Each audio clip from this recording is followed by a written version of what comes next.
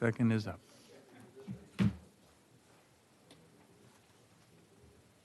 Carrie, good? Good evening. Welcome to the regular meeting of the City Council of the City of Palos Verdes Estates. Today is March 10th, 2026. The time is 6:30 p.m. Please join me in the Pledge of Allegiance.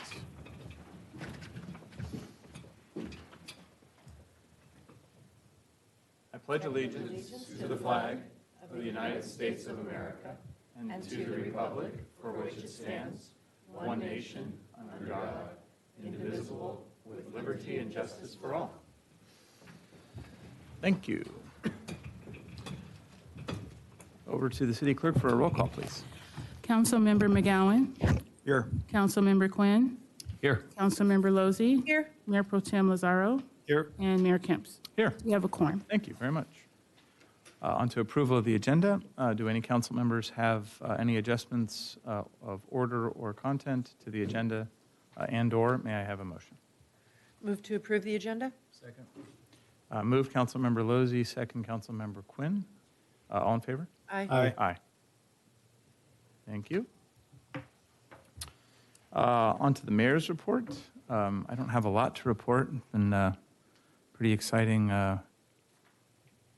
time in the community with everything going on from our last meeting to now, and I'm sure the next couple of months are going to be an absolute joy for everyone. I'll leave that one there. City manager's report, please. Thank you, Mr. Mayor, and good evening, members of City Council and residents. I have three things to talk to you guys about today. One's coming up slowly. I'll vamp. I had an interesting meeting earlier this week with Chief Hellinga and Captain Belda and Kristen Joe, our emergency preparedness community officer.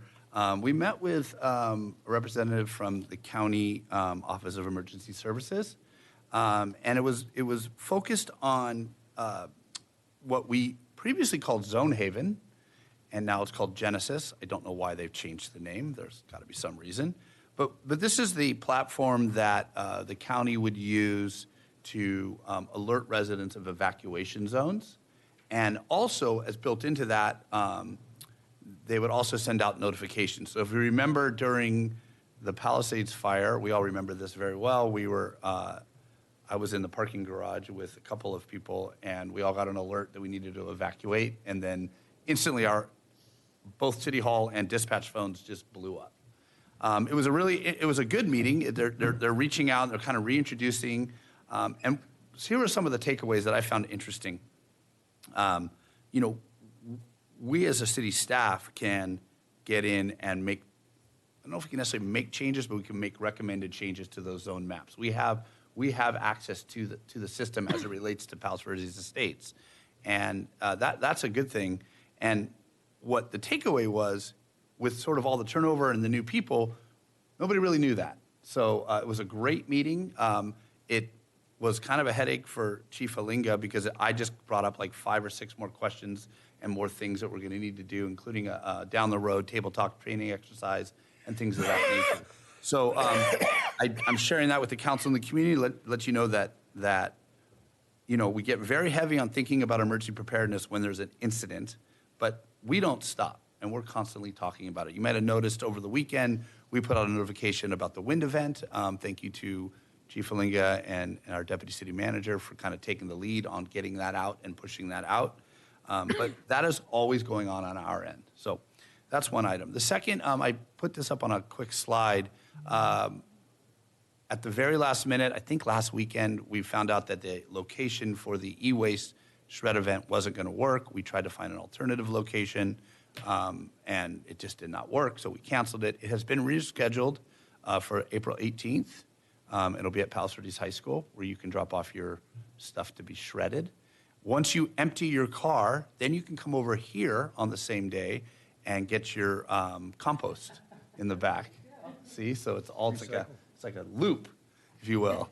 And then I put some future dates. Councilmember Lozey's favorite big trash pickup day is coming up in May. And so we will, there's 2 of those, actually. So we will be pushing this out via our social media and our biweekly newsletter, but I just wanted to puts us on something. If anybody's watching can take a screenshot, now you know.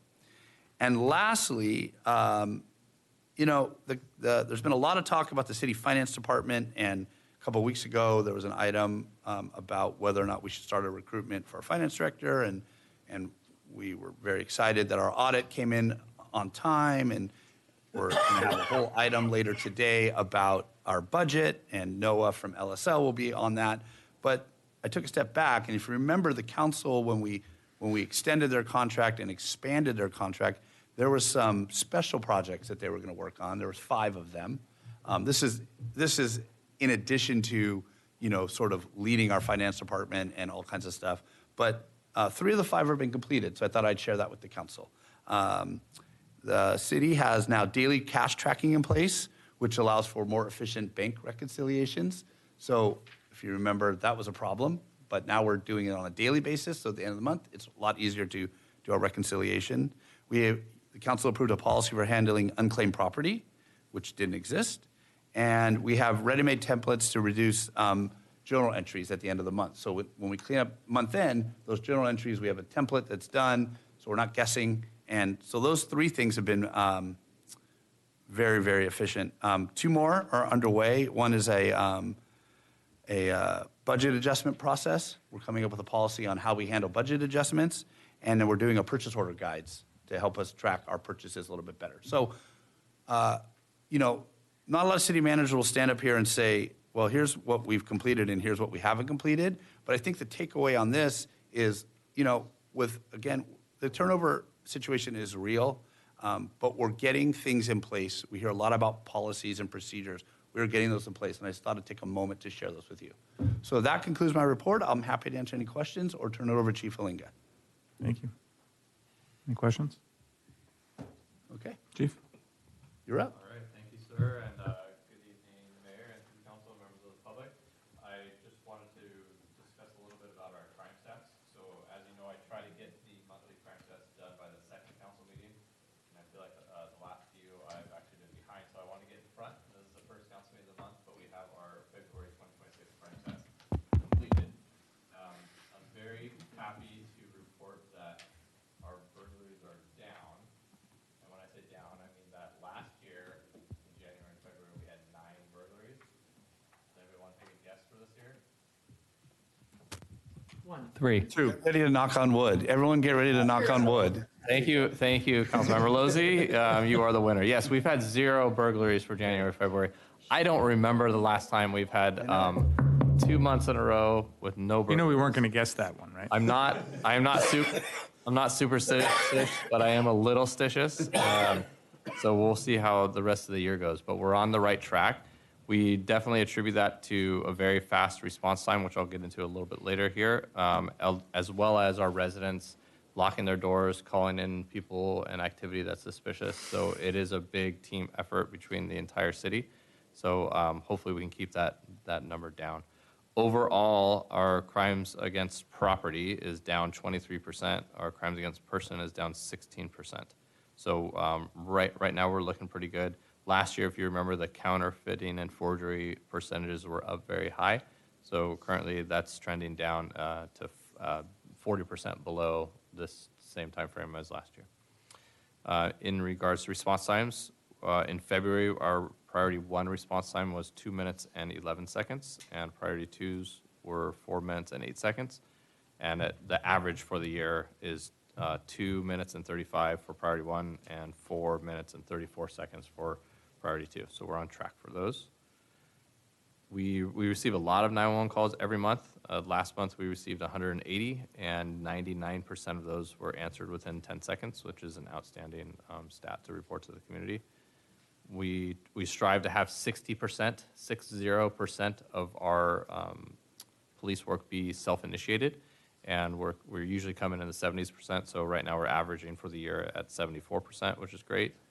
One statistic that is up, and it is up a lot, is traffic collisions. So currently we are up about 450% for non-injury traffic collisions and 200% for injury traffic collisions. Keep in mind, with small numbers is big percentages.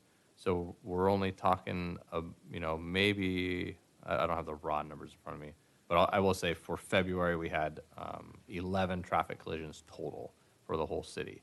So it is high for our city, but we are talking about small numbers. We're still in the process of analyzing different factors in that, including time of day, day of week. We are utilizing our California Office of Traffic Safety grant to have extra enforcement, but we do have that stat to report. And we want to remind the community to drive safe, drive defensively, meaning that you have to anticipate drivers not obeying the laws, maybe anticipate them not stopping at a stop sign, and wait that extra second to make sure the roadway's safe. But yes, Councilmember Lozzi, you have a question? Is that okay? You don't have to ask. Okay. Yes, well, I was mainly going to say, what do we do about that? Because I think that, and actually I brought to the chief's attention one time he unluckily saw me 2 seconds after somebody almost clocked me coming through here. And I understand when, being a defensive driver and anticipating that other people are going to run through the stop signs, but that's not really the right answer. I mean, the right answer is that the people stop at the stop signs. Absolutely. And so what do we do? Is that increase patrols? I mean, just, it almost used to be. Install a traffic light or a roundabout? Hello. But the, semi-facetious. It used to kind of be the parents that kind of did knucklehead things, and the kids were probably better rule followers. Not anymore. Kids, I live kind of up from PV High. Those kids are blasting up the hill. I almost got hit over here by a kid this last week, and the dad was in the passenger. So I'm guessing it was a permit because the dad was in the passenger seat and the kid was driving, and we have the right of way going down the hill, and they have the stop. I literally read the dad's lips, and he said, "Punch it." Now, I kind of, and I was like, these people sort of look like they're going to try and get ahead of me here. And, fortunately, I wanted to, of course, lean on the horn and scare the heck out of the kid, but I was like, okay, maybe that's not the thing to do either. But anyway, so, yeah. Would you have videoed the father's response? Oh, it would have been awesome, right? It would have been like, why are you honking at my kid? Because your kid almost ran me down. Plus, I don't know, what would possess you to see a Porsche in motion and say punch it when the Porsche was already in motion, my Porsche already in motion. So anyway, but that, that this is a concern. It's getting worse. And not just our city, everywhere. Right. But, but in our, I'd like to believe that we can control our own destiny in this city. And so, for me, that's an important issue because I just think it's getting worse. Yeah, traffic safety is very important to our whole department, and we have officers dedicated towards traffic enforcement. We're in the process of selecting a full-time officer to be assigned to a motorcycle, which is really helpful for traffic enforcement. Right now, we only have one reserve officer, so he's doing it kind of part-time on a volunteer basis. So that's one thing we're doing. Our radar feedback sign, so that when you drive, that's been broken for a number of years, but that's included in the Office of Traffic Safety grant. So that's another thing we're trying to purchase. They have certain purchasing rules that we have to abide by, so we're making sure that we make the right purchase and are able to get reimbursed correctly. That's another thing we're doing. Some of these collisions, in fact, 3 off the top of my head for February were criminal acts, including 1 DUI and 2 people who tried to flee from us and ended up crashing. So those numbers, they kind of speak for themselves, and that drives it up a little bit. We do have officers that, again, with the Office of Traffic Safety grant, who are working DUI enforcement, so an extra officer on patrol trying to stop the DUI drivers before they get into collisions. So there's quite a bit we do. One thing I'll note, though, none of these collisions, even though there's a significant increase, have involved bicyclists, which is interesting. So it's a good thing, because when bicyclists are involved in collisions, they're pretty serious collisions. So that's noteworthy also. But we'll keep working on it for sure. What's the timing on the motor training? It's a long time. Yeah, and we're still in a selection process. Oh. We have to try to get a spot in the motorcycle academy, which obviously we don't run, but you have to train beforehand a lot for that, and I think that's a 2 or 3 week course. So we're still working on those. So is this a 6-month thing, or what is this? From now? Yeah. Yeah, probably about 6 months out. Gotcha. Anybody else? That concludes my presentation. Awesome. Thank you very much for that. Good news on the burglaries. That was a problem for a couple of years. Let's see. Communications from the public. Who would like to be first? John Williams. Or if you don't want to go first, just say it. There's more. Good evening, Mayor, Council, staff, residents. I'd like to talk about plans again. Really, it feels like talking to level 1 tech support in Mumbai. The answer is always Reboot. read the darn manual. Reboot. It has the answers. But there's something wrong with this picture. It's a simple question. Where's the plan? Now, it can be distinguished from a forecast, which we have. The forecast is it looks like it will rain or the election will be close. The plan is I'll take my raincoat or let's flood the zone. Last meeting's PowerPoint didn't provide the answer. The head counts chart, slide 2, is highly misleading, as I pointed out on February 10. There are no points for transparency on that one. You should lose the chart or use the one I made. Slides 8 and 9 called a forecast a plan, but it isn't really. There is an actual plan on the city website, which people don't mention very often. It was developed by the FAC under Mayor Kemp's and Mayor Pro Tem Lotzi when they were new to the job and still enthusiastic and idealistic. It's titled The Long Range Financial Plan Review on the website. It was a great start, really, and then nothing.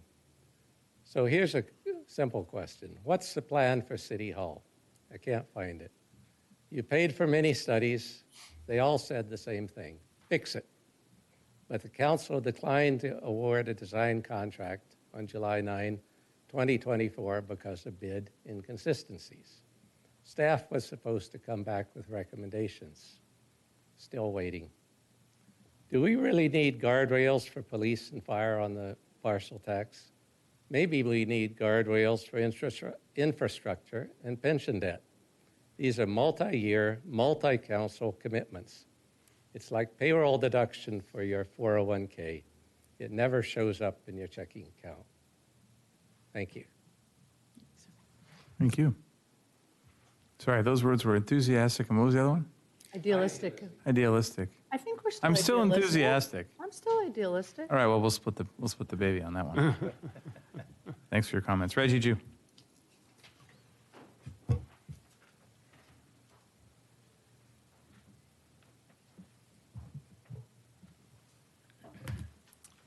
Honorable Mayor Kemps, City Council members, city staff, and fellow residents. My name's Reggie Jew, 2552, I think, Via Sanchez, yeah.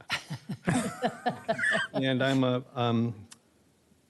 PVE Neighborhood Watch volunteer and sometime e-communications team member. I think as Valerie mentioned at the last meeting, the focus of the organization these days is on street meets. Street meet is an informal gathering of local neighbors to get to know each other and to hear what's going on in their neighborhood from their local police officers. They're short meetings that last an hour and give residents an opportunity for getting questions answered about crime and crime prevention in the neighborhood. These can be introductory meetings, but I will mention that my street hosted a street meeting last year when there was a burglary on the street. So it wasn't part of the normal street meetings. It was something that we specifically asked for. I think we borrowed then Mayor Losey's front yard, and we were joined by our chief of police, and I believe then the interim city manager, Carrie Coleman, and we just had a brilliant discussion on neighborhood safety, and I think that's something that we are striving to spread to other streets. So all you have to do is sign up for a street meet on our website, pvenw.org. And we also want to emphasize the impact of time change on the start of because of the start of daylight savings time. I think last year we sent out an email blast letting people know that they should make sure that their timers are adjusted for the new times. And there are more tips on email, on safety in our email blasts and on our website.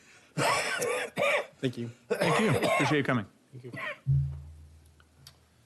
That was it for communications from the public. Anyone else wish to speak? No taking volunteers? All right. On to the consent agenda, items 1 through 5, which are approval of warrants, receive and file financial statements for the month ending January 31st, 2026, council meeting actions, investment policy advisory committee meeting actions, and the second reading and adoption of ordinance number 771, which amends the municipal code. I won't read the chapters related to fireworks, smoking, disorderly conduct, and unlawful camping to improve fire safety. Would any council members first like to pull any of these items from the consent agenda? Do we have any public comment on any of the items 1 through 5? We do not. Move to approve consent agenda items 1 through 5. I'll second. Move Councilmember Lozzi, second Mayor Pro Tem. What's your last name again? Lazar. Oh, yeah, Lazar. I knew it. All in favor? Aye. Aye. None opposed. Thank you. On to new business, number 6, which is the discussion of fiscal year 2026-7 preliminary budget development. Staff report, please. Thank you, Mr. Mayor. I'm going to defer this to our Deputy City Manager, George Gabriel. We will also have Noah Daniels from LSL on the line. They're going to be, here he comes. They're going to be tag teaming this presentation, and we will be at the end seeking feedback.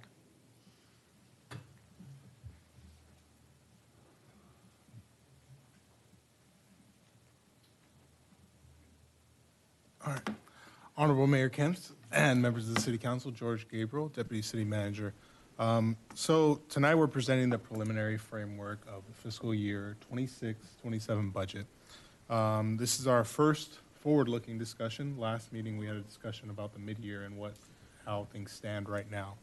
And so as we're entering the budget cycle, we kind of want to talk about what our revenues are looking like, what our expenditures looking like, not at a line item level or so, but more so at a more general contextual level. And we'll kind of discuss those. And then we'll talk about some long-term financial planning as a result of that, and steps ahead in the budget development process as well. Noah is going to be tag teaming me on this presentation as well, but he will be handling primarily the revenue slides. So just kind of summarizing, where are we? In essence, we did our mid-year budget review, and today we're doing our budget development. Next steps will be CIP review, operating expenditures reviews, and then another CIP session, as well as a special meeting for budget presentation and consideration of adoption. So, sorry if this is a little bit repetitive, but just going over the purpose of tonight's discussion: revenue, expenditures, long-term financials.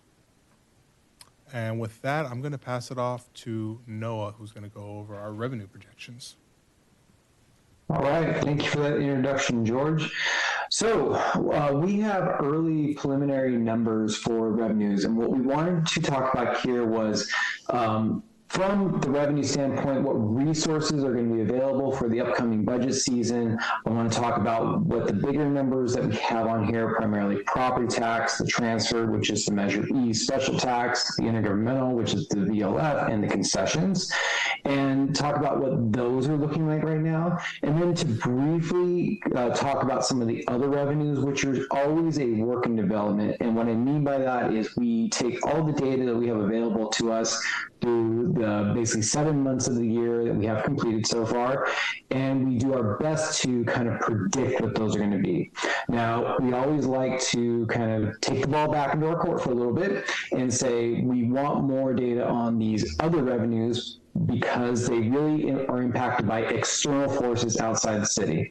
In a sense, your property tax is more or less baked in from the last assessment roll, but we have things like licenses and permits, which are dependent on people coming into the city and doing transactions with the city. So we always like to see what those look like, to see if they're kind of ebbing up, ebbing down, and kind of make a more conservative forecast So we can kind of plan for what resources we expect to get, and it's always better to err on the side of low, right, with revenues, with what we can spend, than err on the side of high. So we're just really conservative about those numbers. We will likely come back with some changes at one of the future budget meetings.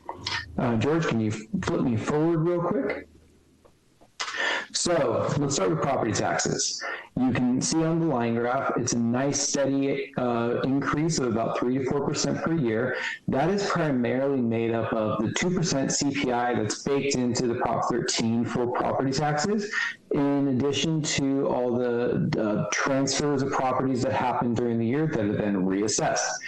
The city utilizes HDL to help come up with these estimates. It is a kind of insane process that they have in place to get all of that information and provide over the city.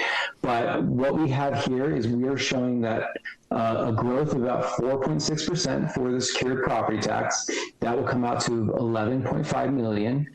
Unsecured, which is like that personal property, the business use, the business type stuff, is going to go up to 356, slightly up. And then we always have this prior adjustment. That's how it comes over from the county as a negative revenue. And what that represents is basically taxes that are collected in past, just minor adjustments, things like that, really small. We take a 4-year average on that. There's really no report that tells us more or less what that number is. I would not be transparent if I didn't say the secured property tax also includes a really small amount for what they call unitary tax. Think of that as like your SoCal Edisons. They actually owe you some tax money, but it's a state event, and so that money does come in to the city. It's about $120,000. But the big piece here that you're seeing is that there is growth in your underlying assessment valuation for personal property within the city. It's increased by that 2%. That's the rough majority of it. And then there are still some transactions happening, which is good. I recently went to a conference, and there was a lot of talk from HDL on what they're seeing from those transfers happening each year. And while we see it's a little bit slow, because if you can imagine, if you've been holding onto your property and at a really low rate, you're not always inclined to sell, there still are transactions coming. So that is overall good. George, can you flip me to the next one? The next, second largest source of the general fund is the Measure E tax. That comes in as a transfer. It is recorded in a separate fund for transparency purposes and then moved into general fund to offset those public safety costs. It is roughly $5.1 million a year. Your levy is just shy of that. There's always a little bit of ups and downs depending on when people pay and if there's prior assessments on those. It is, you can see from the chart here, it's a rough $5.1 million each year. There's really no need to change that right now. Now, there is a big contingent revenue that we've been talking a lot about that's going to be happening later this year. But for right now, we're going to talk about what we have baked into the budget that is a known quantity. So $5.1 million is a nice revenue line to basically start with and to end the year with, or to end this budget cycle with. Can you go to the next one?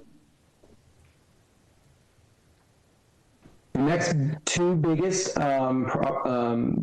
revenue sources is intergovernmental. It is the VLF tax return. It's the state's vehicle license that's backfilled and paid through your assessments. We see it go roughly the same up and down as you would see with property taxes. So it is increasing right now about $92,000 to $2.1 million. And the next one's concession. Now, for concessions right now, there is a delay on the city actually getting that money from the concessionary agreements. We don't want to predict anything right now. We usually wait to see two things. What are kind of the cyclical cycles for those? As you can imagine, golf is probably, you have more golf during the summer months than you have in the winter months. We also want to do a trend analysis on those. We also want to get information from the concessions that will come later this year, around May is what we're thinking, to make any sort of last minute adjustments. So how that looks is we want to wait to get another quarter to basically have 9 months of data. We want to see what those look like. We want to say, here's where we're at, here's where it's trending compared to last year. And then the final kind of like take at the revenue is if we get those concessionary projections and they look, topsy-turvy or right on line with where we're at, we either keep them or change them respectively. Can you go to the next one? Thank you. And then these are those other revenue sources that I was mentioning. They are really dependent on those external party transactions. More or less, we see they're roughly the same. Now, if I had a crystal ball and I could tell you exactly how many charges for services or permits that were actually going to happen, I would have a much better prediction on these revenue sources. But of course, I don't have that information. I know what your fees are, but I don't know how much transaction volumes we're going to have next year.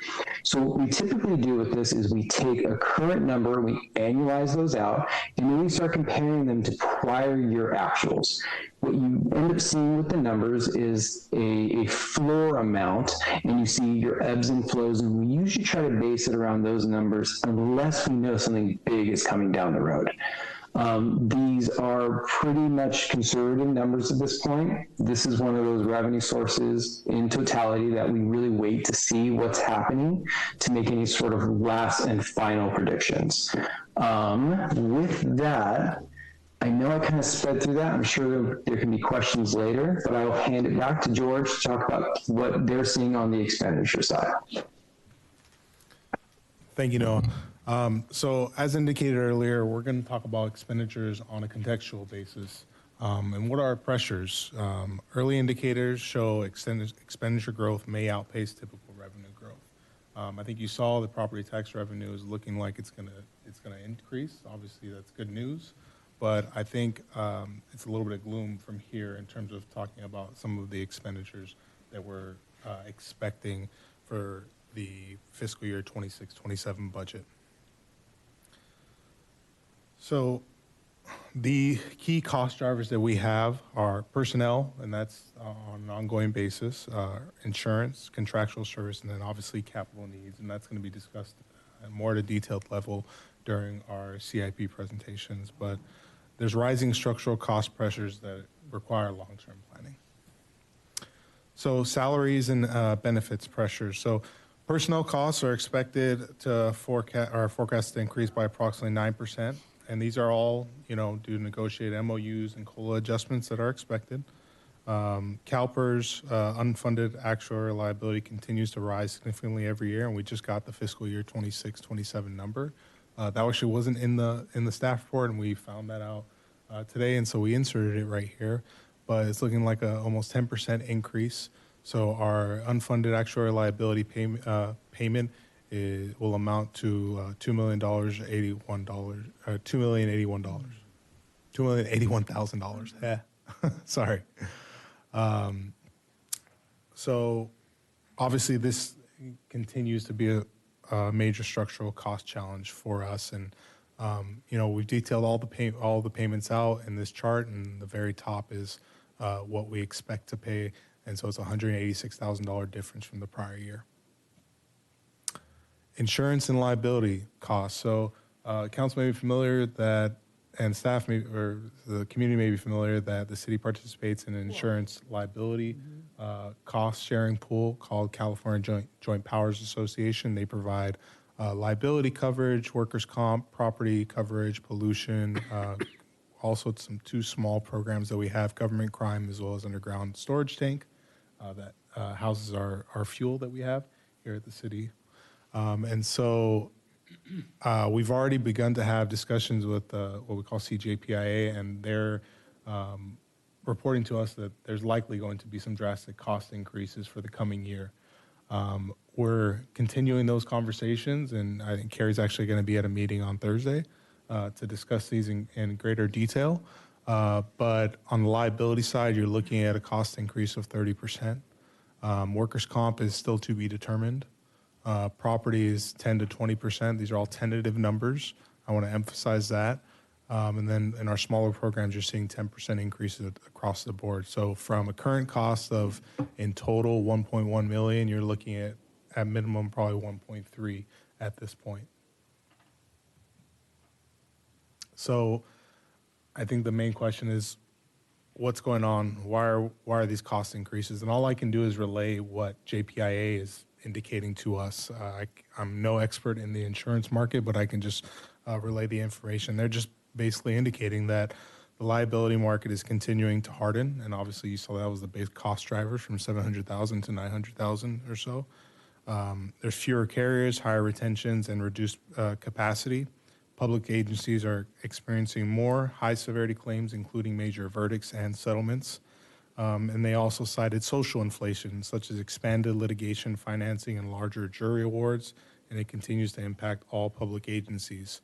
And one thing I will say is that we looked at the analysis on, is this common?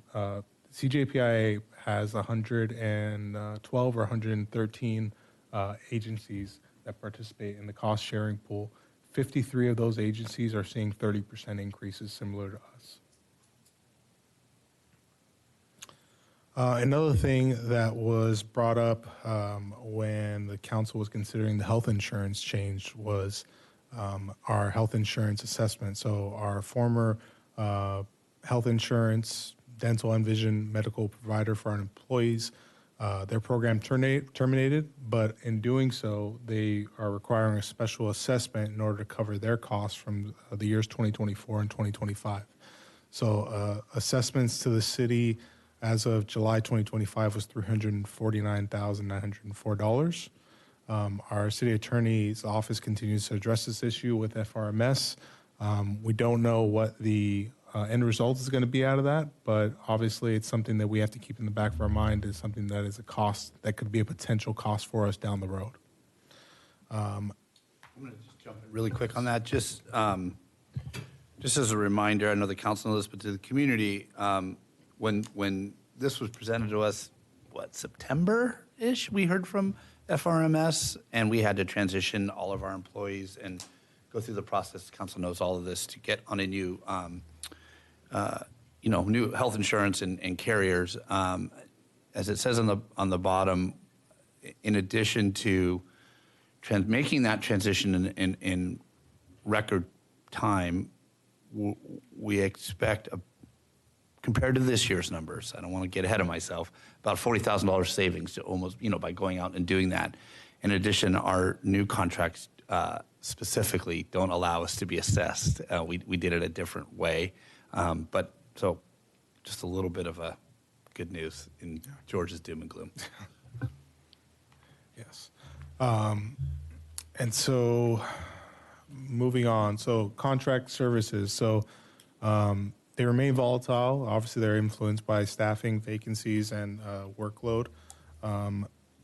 And so I just want to emphasize that obviously we're not a pure contract city in that standpoint, but we are a city that relies heavily on contract services, especially for our engineering and building departments, as well as some key services such as tree trimming, landscape maintenance, and so on and so forth. So some good news first. Obviously, this came to the council, weed abatement. We are seeing a 35% cost decrease for fiscal year 26-27, and we had budgeted, I think, $776,000 this fiscal year, so that's going to go down to $563,000, and we're also going to increase, obviously, our service coverage by 32%. That being said, our engineering and building services contract does expire this year, June 30th, 2026. We don't know what the cost of that will be for next year, but but we're expecting right at this point, increases just due to market conditions. Obviously, that's to be determined, and obviously something that we're keeping our eyes on. Tree trimming. I know there's been multiple discussions with the city council about this. Council had informed staff that they'd like a tree trimming budget of about $200,000. After that, obviously, we saw a lot of activity and tree trimming throughout the city, and we requested an additional $150,000 to restore the tree trimming budget due to multiple citizen requests, and council gratefully restored those fundings. But obviously, it's a little unclear now how we are going to move on from here. Is our goal to maintain service levels at the 350 level? I can tell you right now that as of this fiscal year, we're at about 82% of the funding. And so we still have 4 months left. And that's a continued point of, I know, frustration for the community. And obviously something that we have to constantly monitor and address and do our best to really prioritize how we're addressing each tree in the city and doing it in an equitable way. Capital improvement cost pressures. Obviously, we rely heavily on general fund transfers, and we don't have a dedicated, capital revenue source. So these discretionary funds are available for infrastructures, including stormwater, some streets, facilities, and parklands. And so this is kind of illustrating a growing imbalance between operational needs and capital requirements. This continues to remain a long-term concern for us. So as indicated in the last mid-year review, our general fund reserves are projected to decline from 24.9 million to 22.8. And so $9 million remains unassigned after accounting for the $8 million emergency reserve. We have, obviously we still have some reserves, but this also reduces our flexibility to absorb unplanned expenses or cost escalations. So this kind of details some of the math that we have going on here in terms of our beginning fund balance, our projected ending fund balance, as well as our reserves. What's that? 2.145.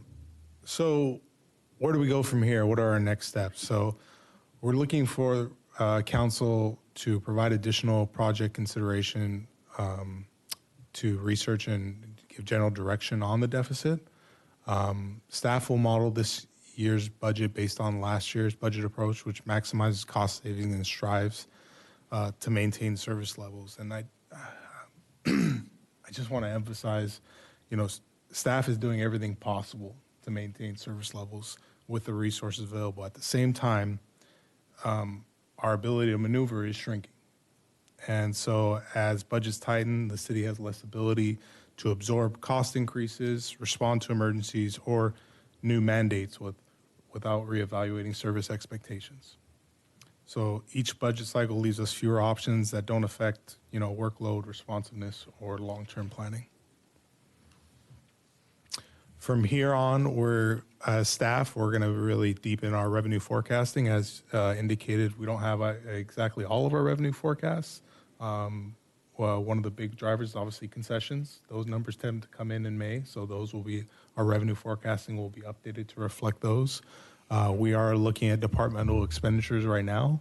And then obviously our long-range planning, and we heard the council direction at the last meeting, I believe, on the finance director discussion, where council requested some proposals on some long-range fiscal planning. And from here, we're going to prepare for the CIP study session, which is at the next regularly scheduled city council meeting. So this is a receive and file report, but obviously we're welcome to feedback and input on, priorities, financial strategies, and anything else on the budget calendar that you'd like us to consider. Thank you. Thank you. Questions? How come Noah made you do the bad part? That doesn't seem fair. Don't we pay him to deliver the bad news?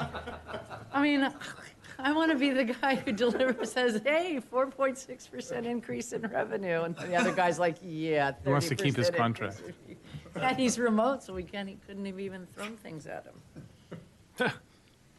Questions? Yeah, I've got a list. Go ahead. Yeah, well, let me start off. Go for it.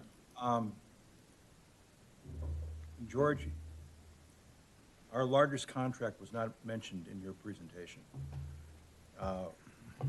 What is the feedback we're getting from LA County? I know we're within a week or two of receiving our... You mean fire? Is that what you're referring to? Pardon? Fire. The fire hydrants. No, Fire contract. Is that what you're talking about? Contract, yes. The LA County fire contract. And I know there's also potential for retroactive adjustments in that. has there been any communication thus far as to what we can expect? Because that's within, what, 10 or 20 days from where we sit tonight. I don't have any information at this point. They haven't communicated with us on next year's, expenditures that will be from us. Obviously, that's a point taken, and that's something that we'll go back to the county and see where they stand and when we expect to get that number from them. My concern is that with the LA County Fire contract, it's going to be the same as you articulated with compensation and inflation and supplier costs and so forth. They're experiencing it as well, and I can't help but believe that we're not going to see a significant adjustment for a fire contract. I'd like to be surprised positively, but I'm being realistic. We'll reach out to them, and as soon as we know that information, we'll report it to the council. Yeah, I would request that the minute you get that letter that you distributed to the council post haste with the analysis that supports it. You got it.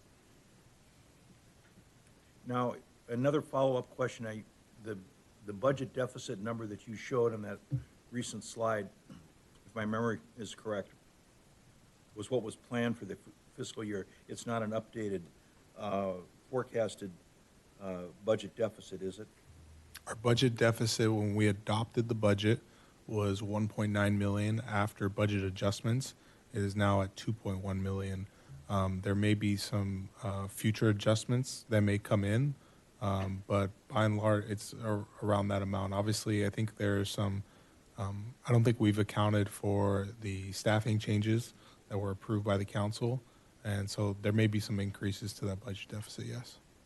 But we also heard you mention that there's pressure on whether it was tree trimming and a lot of other services that were correct. Yeah, we do our best. Struggles, and we have to figure out how we're going to close out the fiscal year. Yes, we do our best, obviously, to stay within budgetary authority, but obviously if emergency situations arise, then staff has some flexibility in responding to those that may require some budget overruns.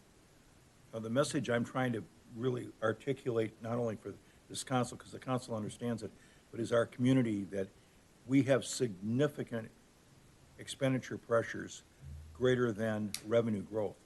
If we get 3 or 4% in revenue growth, we're going to be probably double that in expenditure growth, and we're not even talking about the capital replenishment program that needs to get implemented. Yeah, I mean, one such program we'll be discussing in the next agenda item is the storm drain master plan, which is kind of detail some of those capital pressures as well, just on that specific right, and that's capital one of topic. A dozen It's different. one of many, correct. Yeah. Thank you. I was looking for every year they send us the table with projections going out, and I'm not Who, the finding fire it. department? Yeah. Yeah, it's end of March is when they send it out. Okay. Other questions? I had a question about the fire department as well, so thank you for bringing that up, David. In terms of the larger contracts that we have, take the top 3, fire department being one, are there any other opportunities for us to reevaluate, go out to bid, et cetera, in order to try to alleviate some of these cost pressures? Obviously, I mentioned engineering building services. That's one major contract we have. The landscape maintenance contract, that's obviously just been renegotiated. So I don't see an opportunity for that. Maybe after, I think the contract expiration is the calendar year. In terms of other contracts, some minor contracts, obviously we're out for RFP for audit professional services. That's a small amount. There's obviously some other discussions that there's another larger contract that we have to kind of consider what direction we're going. Obviously, IT managed services is another one. So there are some opportunities, but I don't know if they're major opportunities that will make a dent in savings. And obviously, we talked about our Joint Powers Insurance Authority. That will be go to market? that will be a considerable effort in order to go to market on that. I mean, in terms of the staff pressures that would be involved in not only marketing it, but also handling the transition if we did switch, that would be a drastic staff undertaking. I've talked with a couple other people in other municipalities, and that's not an easy task. Not to say it can't be done, but it's something that's going to take significant planning and can't be done on a whim by any means. I wonder how the other cities that are getting 30% liability rate increases are responding, and if their response is any Well, it different. sounds like some are bailing. Yeah. One last thing, Councilmember Quinn brought it up. Please, in my last or sixth or whatever year on the city council, don't come to us with an expenditure budget without a list of detailed contracts that we can understand where they're being charged, what their expiration dates are, and all the issues that we've asked for. How many years, Michael? At least 6. Please get that done before we have to look at expenditures. We're working on it, and it will be brought to a close. I'll just say that, and that we'll address it. I hate to bring up a bad subject. No, it's okay. It's completely fair. So I'm sure Craig still has other questions, but just piggybacking off of his insurance comment, I mean, I think you have to at least reach out to our sister cities on the Hill and find out who they use, because I don't think they're in JPIA. And we need that info. I mean, we have to at least look at this. Let me clarify, our sister cities are with the CJPIA. All of them? Yeah. I didn't think they were. Yeah, and please note, They are. This is relatively new information to staff as well. So this is a high priority for us to figure out. I just think at the end of the day, we're going to see this across the board. We were in a meeting, you and I were in a meeting yesterday about costs to remove manure and the increased cost that is being shown. So, Man, that's so tempting to respond to. I know, that's why I'm not making eye contact with you. No, but on this, yeah, okay, so I appreciate that. Thanks for telling us that it's a new thing, so you need to kind of do some work. But it obviously your response is not, oh, well. Yeah. But even on it just seems like you kind of repeated the JPIA comments, and it seemed like some of the people are opting for self-insurance, and so they're taking that level of risk and spreading that across the rest of us who remain in the pool. I mean, you just said, what are the other people doing? You have to say to yourself, do I need to leave the pool? You have to at least ask yourself the question. I mean, I don't know what the answer is, but, anyway, go ahead, Craig, sorry.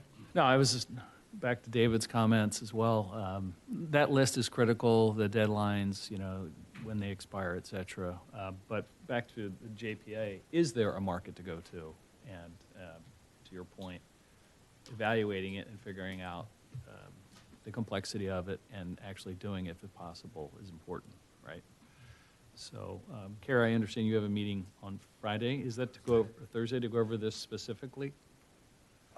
Yes, it's with that, and they're also talking about, similar to what FRMS did, they're talking about additional assessments to sort of high-risk cities.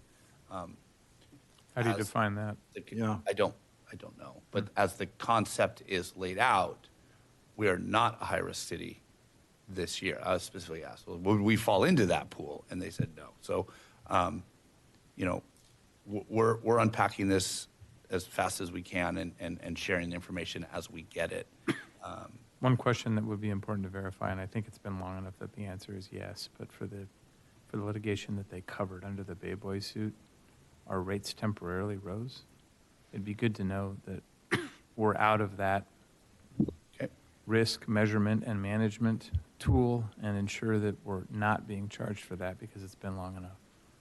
And just to be clear, that has nothing to do with the settlement. It was when they were paying legal fees historically in the case, and I think it was a 4-year period that the rates were supposed to go That was up. their representation that we were beyond that window now. Right. I have to take a minute to, Trevor hit me over the head if I should stop, but I have to take a minute to. He's getting ready. He's borrow moving this? into position. Trevor, you want to borrow this? You know, if you go back to the response that we got from the JPIA, you know, I think one key piece is litigation, right? And you brought it up, Mr. Mayor, you know, litigation drove our rates. And, you know, the council chose to settle rather than continue to pay other expenses in other locations. And I know as business people, everyone understands that, and it's very frustrating. You know, but we're dealing with some lawsuits right now that are incredibly frivolous that we have to respond to. Most of the directors in this room have been, what's the word? Were they Noticed. deposed? Sorry, Deposed. deposed in the last 30 days over multiple lawsuits that were from years ago.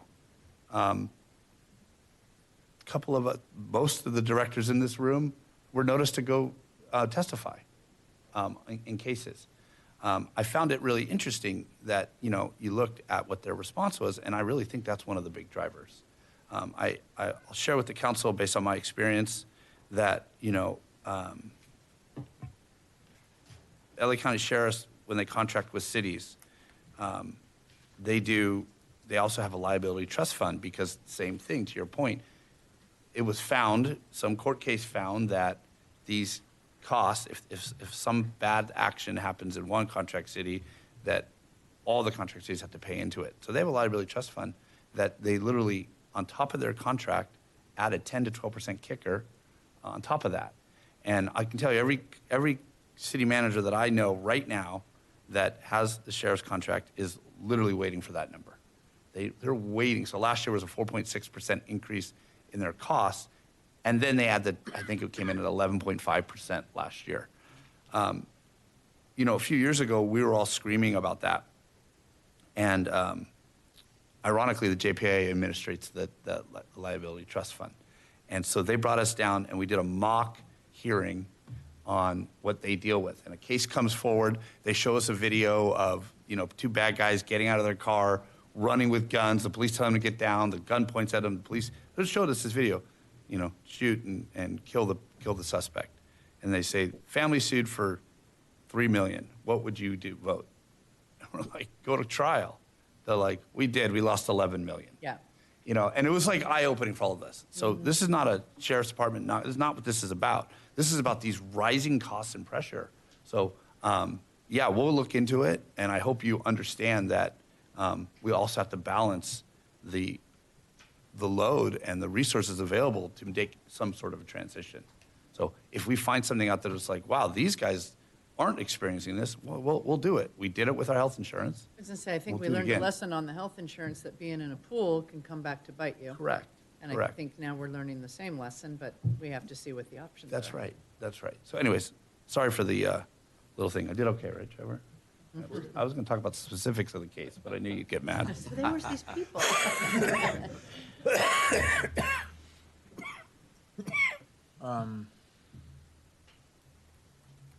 You guys all done?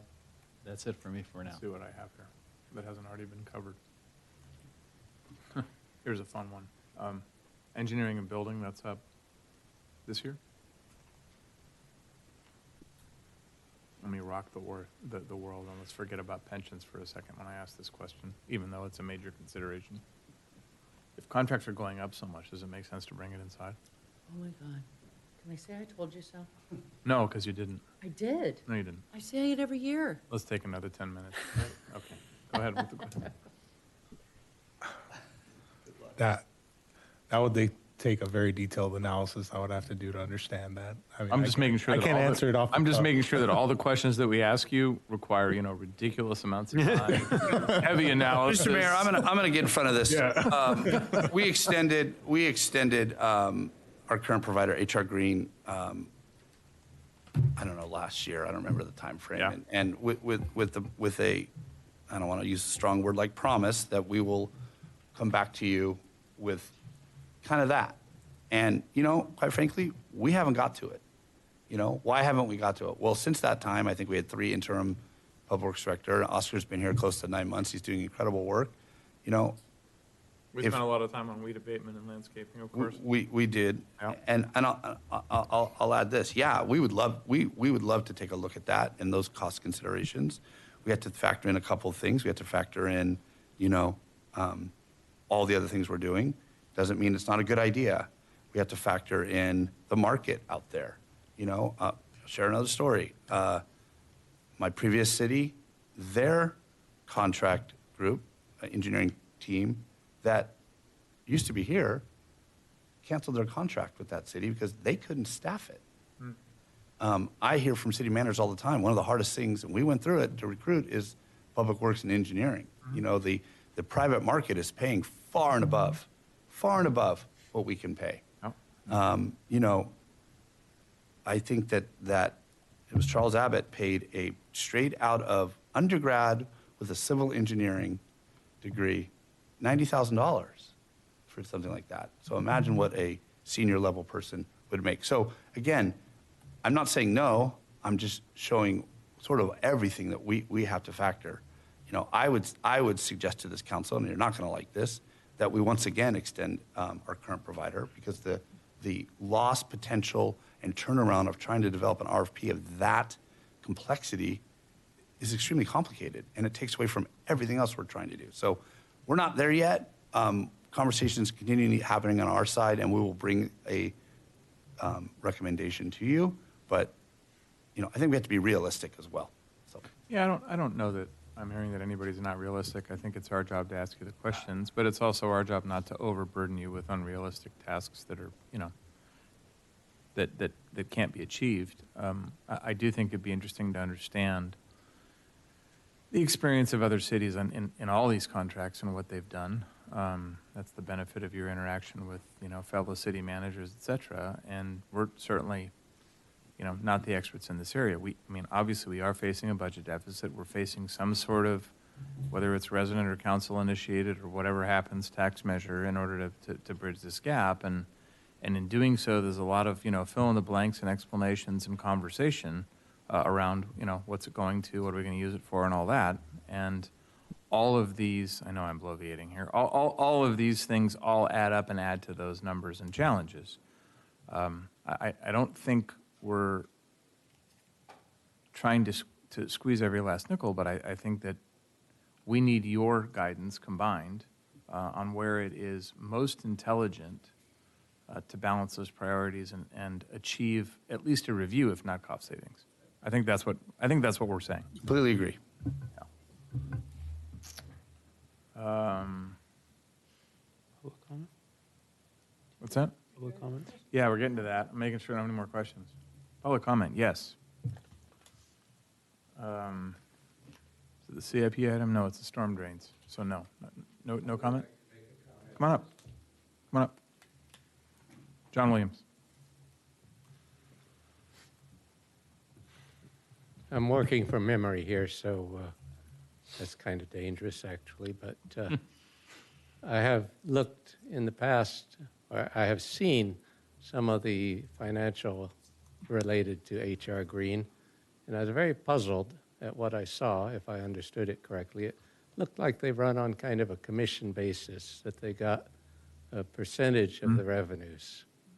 And I think you might want to consider just paying them for their time and taking the difference instead of sharing the revenues with them. A couple problems with the commission basis. One is it motivates them to increase the charges to the residents, and they operate kind of as their own little profit center. And both of those are kind of contrary to the service offered to the community. You'd still use H.R. Green, you just have a different payment model. You have any comments, or do you want me to directly respond to that, or leave it alone? My recollection is it's split into two sections, engineering being one, right? Building being the other. Half of it is as you described. And it's interesting because it can flex up and down, so there's a shared risk in the sense that, in the years where there's a lack of development, a lack of building, remodels, et cetera, they get hurt. and we're not stuck with minimum. So it is two-sided. Any further comments? It's a receive and file item. I have a few comments. Go ahead.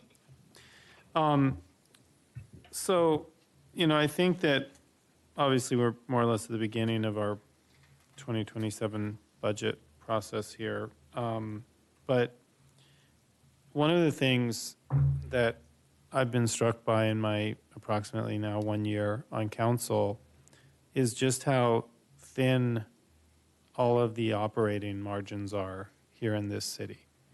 And, you know, whether that's the police department and their dispatch team, who also is also the jailers, right? And they wear multiple hats actually within that department, whether it's the actual sworn officers who are regularly required to work extra shifts and cancel vacations and time off to meet the staffing needs, you know, whether that's the maintenance team and the public works team who, you know, clearly fall behind when we have, you know, storm events and other types of events.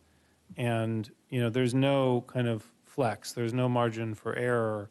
You know, it takes them weeks to catch up with things like, you know, putting broken stop signs back up, right? There's just, everything is running at capacity and in many cases, you know, above capacity. And so then when events happen, whether it's someone gets sick, you know, their colleague, or a storm blows through, we're playing catch up. So that's one thing that, you know, I feel that any budget that we looked at last year, any budget that we're looking at today reflects that type of incredibly tight tolerance. And I just want the public to really be aware of that this is not a budget where there's, you know, lots of extra money thrown in and there's just sort of people floating around doing very little. There's also a whole laundry list of very specific items that we have left on the table. We left it on the table last year for 2026. I am almost certain we're going to leave most of it on the table again for next year. It's the City Hall parking garage and necessary repairs to that. It's anything to do with City Hall itself, which is a separate structure. It's additional sworn police officers to alleviate some of the issues I just talked about. Any kind of new police technology, including drones or real-time crime center. It's anything to do with significant mitigation of the Malaga Cove water intrusion problem. You know, I've talked about needing an additional parklands supervisor who could help manage wildfire risks and all of the, you know, 28% of open space we have in the city. You know, stuff involving our sewers and storm drains. And I think my new favorite example, because it really just puts a point on it, are the trees. And, you know, we have approximately 20,000 trees in the city. I recently learned that Whittier has a somewhat equivalent number of trees. Whittier spends $2.2 million a year on their trees. We spend about $350,000, right? So, you know, Carmel by the Sea is another one I like to point to. They have about half as many trees as we have. They spend well over $1 million, right? So I think when you look at those kinds of numbers, when you look at Whittier, when you look at Carmel by the Sea, granted, it's just one line item, it's our trees. But PV just has a history of maybe not being realistic about how much it costs to manage some of our, you know, I like to talk about, we have assets, we have liabilities. Sometimes our assets and our liability are the same thing. The trees can be both, right? They are a liability.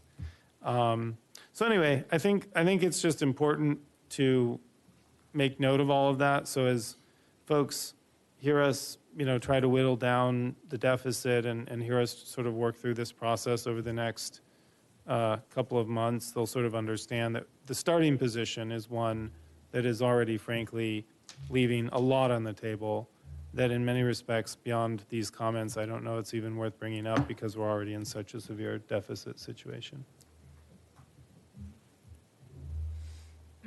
And on that note, Let me Some just comments? check Oh, on, Go ahead, I have some comments. check on that thought, because I agree with everything that Derek just articulated. But at the same time, I don't want the staff to hold back on what you think needs to be done to maintain the city the way that the residents desire. And we have to make the tough decision. It may be, you think we need to do this, but we can only afford this, and we're going to have to figure out how to wrestle that difference. But I don't want you to ignore what the needs are and help us educate our community so that we are able to explain how we're going to balance competing priorities. Well, I'll just follow on that for a second and say I completely agree. And the one thing I didn't love about last year's process is as we cut and cut and cut, we left a lot of these things I just mentioned out, along with other things we didn't mention. We haven't even talked about the computer systems, the financial systems. We have, software I don't even think it's, I don't even want to say how old it is. Let's put it that way. it's double digits in years. Yeah. It's so, I agree though that I really don't want the message to be, well, they made cuts last year, they can make cuts this year. It's clearly not that big of a deal, right? I think what we have here is a council that is trying to stretch and trying to work with quite literally the money that we have, but we are, I believe, at a point where things are about to break. Right, whether that's trees, whether that's financial computer systems, whether that's the City Hall parking garage, we are running out of time in terms of actually fixing some of these situations. Honorable Mayor, I'm sorry, can I don't mean to interrupt in comments. I think it's just, We love you, George. I'm sorry. I think this gives a really good opportunity to give direction to staff. Because what a coincidence. Yeah, I'm sorry for indicating, but I heard Councilmember McGowan and Mayor Pro Tem Lazaro about the direction on responding to need. One thing that we're struggling with as staff is, are we responding to our current fiscal situation and providing a budget that's accordingly, or are we responding to a budget what we think the service level needs are? And tree trimming is a perfect example of that. And one thing, we're struggling with as staff is we feel like we know what may be a more appropriate budgetary level, but is it irresponsible for staff to be bringing forward a budget increase amid a deficit? Yes. And that's where we're at. So if you want to provide any sort of input or feedback to staff on things like this, that would be appropriate at this point. Okay, so since you asked, so fiscal year 26-27 is still going to be a tough year. Regardless of the outcome of our June tax measure and the June ballot, and that gets pushed to November for some reason, it's still going to be a tough year. And so first, thanks to staff for hanging with us while we try to make our way past this tough time. Something will, to Derek's point that it's about to break, something's got to be resolved this year, but that really doesn't kick in until really 27, 28, really. So I would say that for me, I need you staff to do your best to bring a balanced budget. Departments need to continue to work smart, and you need to continue to work with tight belts. Again, one more year. I would say that as you look across departments and then within sections of departments, for me, I say this every year, there is a use it or lose it aspect to budgeting. And every year, departments and areas come to us with a budget that they didn't use in the prior year, and then they want an increase. So I would say watch for that, because that to me is just a huge red flag. Don't increase budgets that weren't fully used in 25-26. And frankly, don't assume that we're willing to dip into reserves again to cover a structural deficit. One of your bullet points on the bads on the bad cop side of the presentation was sort of like, reading between the lines, I think was saying, well, how big of a deficit would you like us to bring you? And it's like, none. I want no deficit. So I think we've covered a lot of those big items, the insurance. I think it's interesting that JPIA brings that to us in March when they know you have, almost no ability to be nimble enough to make a change by July 1, but we have to look at that. True Chairman, we talked about LA Fire, that'll come, and that's, I think David's right, that is not going to be good news, and no choice there. So, one of the other really big contracts is, it's so funny, they just walked in the room, is the HR Green contract. And I think we kind of heard the city manager say, but I think the reality, again, we're sitting here in the middle of March, so the reality is we're probably going to have to extend and then RFP, and that's a huge, I understand that's a huge undertaking. We've been saying that for the entire 8 years I've been sitting up here. But what I would like to see in the budget is I would like to see what it looks like if we cut back the hours. And I understand, what are the consequences? I understand that, obviously, that means a reduction in service level. But what does that look like? Where can we cut? Where can we cut engineering? Can we cut plan checks? And what's the impact on the community? And then we can say, okay, sorry, there's no money, we're going to have to cut. Or we say, I don't think anyone, but I think we need, for me, I would like to have that choice of decision point. For capital improvement budget, I mean, Derek's right. He lists, all these projects. Those projects aren't ever going to be on, get off square one until we have some money. So, but I would say for the capital improvement budget, you got to stick to basics. Got to stick to street slurrying. We've got to stick to sewer and storm drain maintenance, but not. I mean, we can't be putting capital improvements, capital projects for those infrastructure projects. We can't. So I'd say, well, maybe that's the theme of the whole budget. Stick to basics. I mean, those are my thoughts. Craig? This is going to be a tough one, right, this year, for sure. Balanced budget, close as we can get to it, clearly.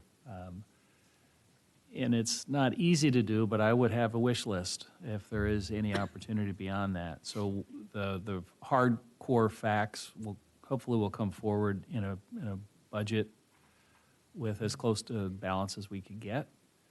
And then we as a council, if we get out of this revenue situation more favorable light, then we can add to it based on the priorities. But almost a dual budget, if you will, a realistic budget and then a little bit more of a hopeful budget. I don't know exactly how that would look other than make sure that you're parking those so that they're ready available when we're ready to move. Does that make sense? So let me ask a question. And the question generically is, are we there? I'm getting there. What I mean by are we there is, up to now, year and a half in of budget deficit, hitting reserves, starting to hit the number. When I say are we there, at some point you have to just cut in order to get balanced. And if we're there and we're cutting to get balanced, residents are going to feel it.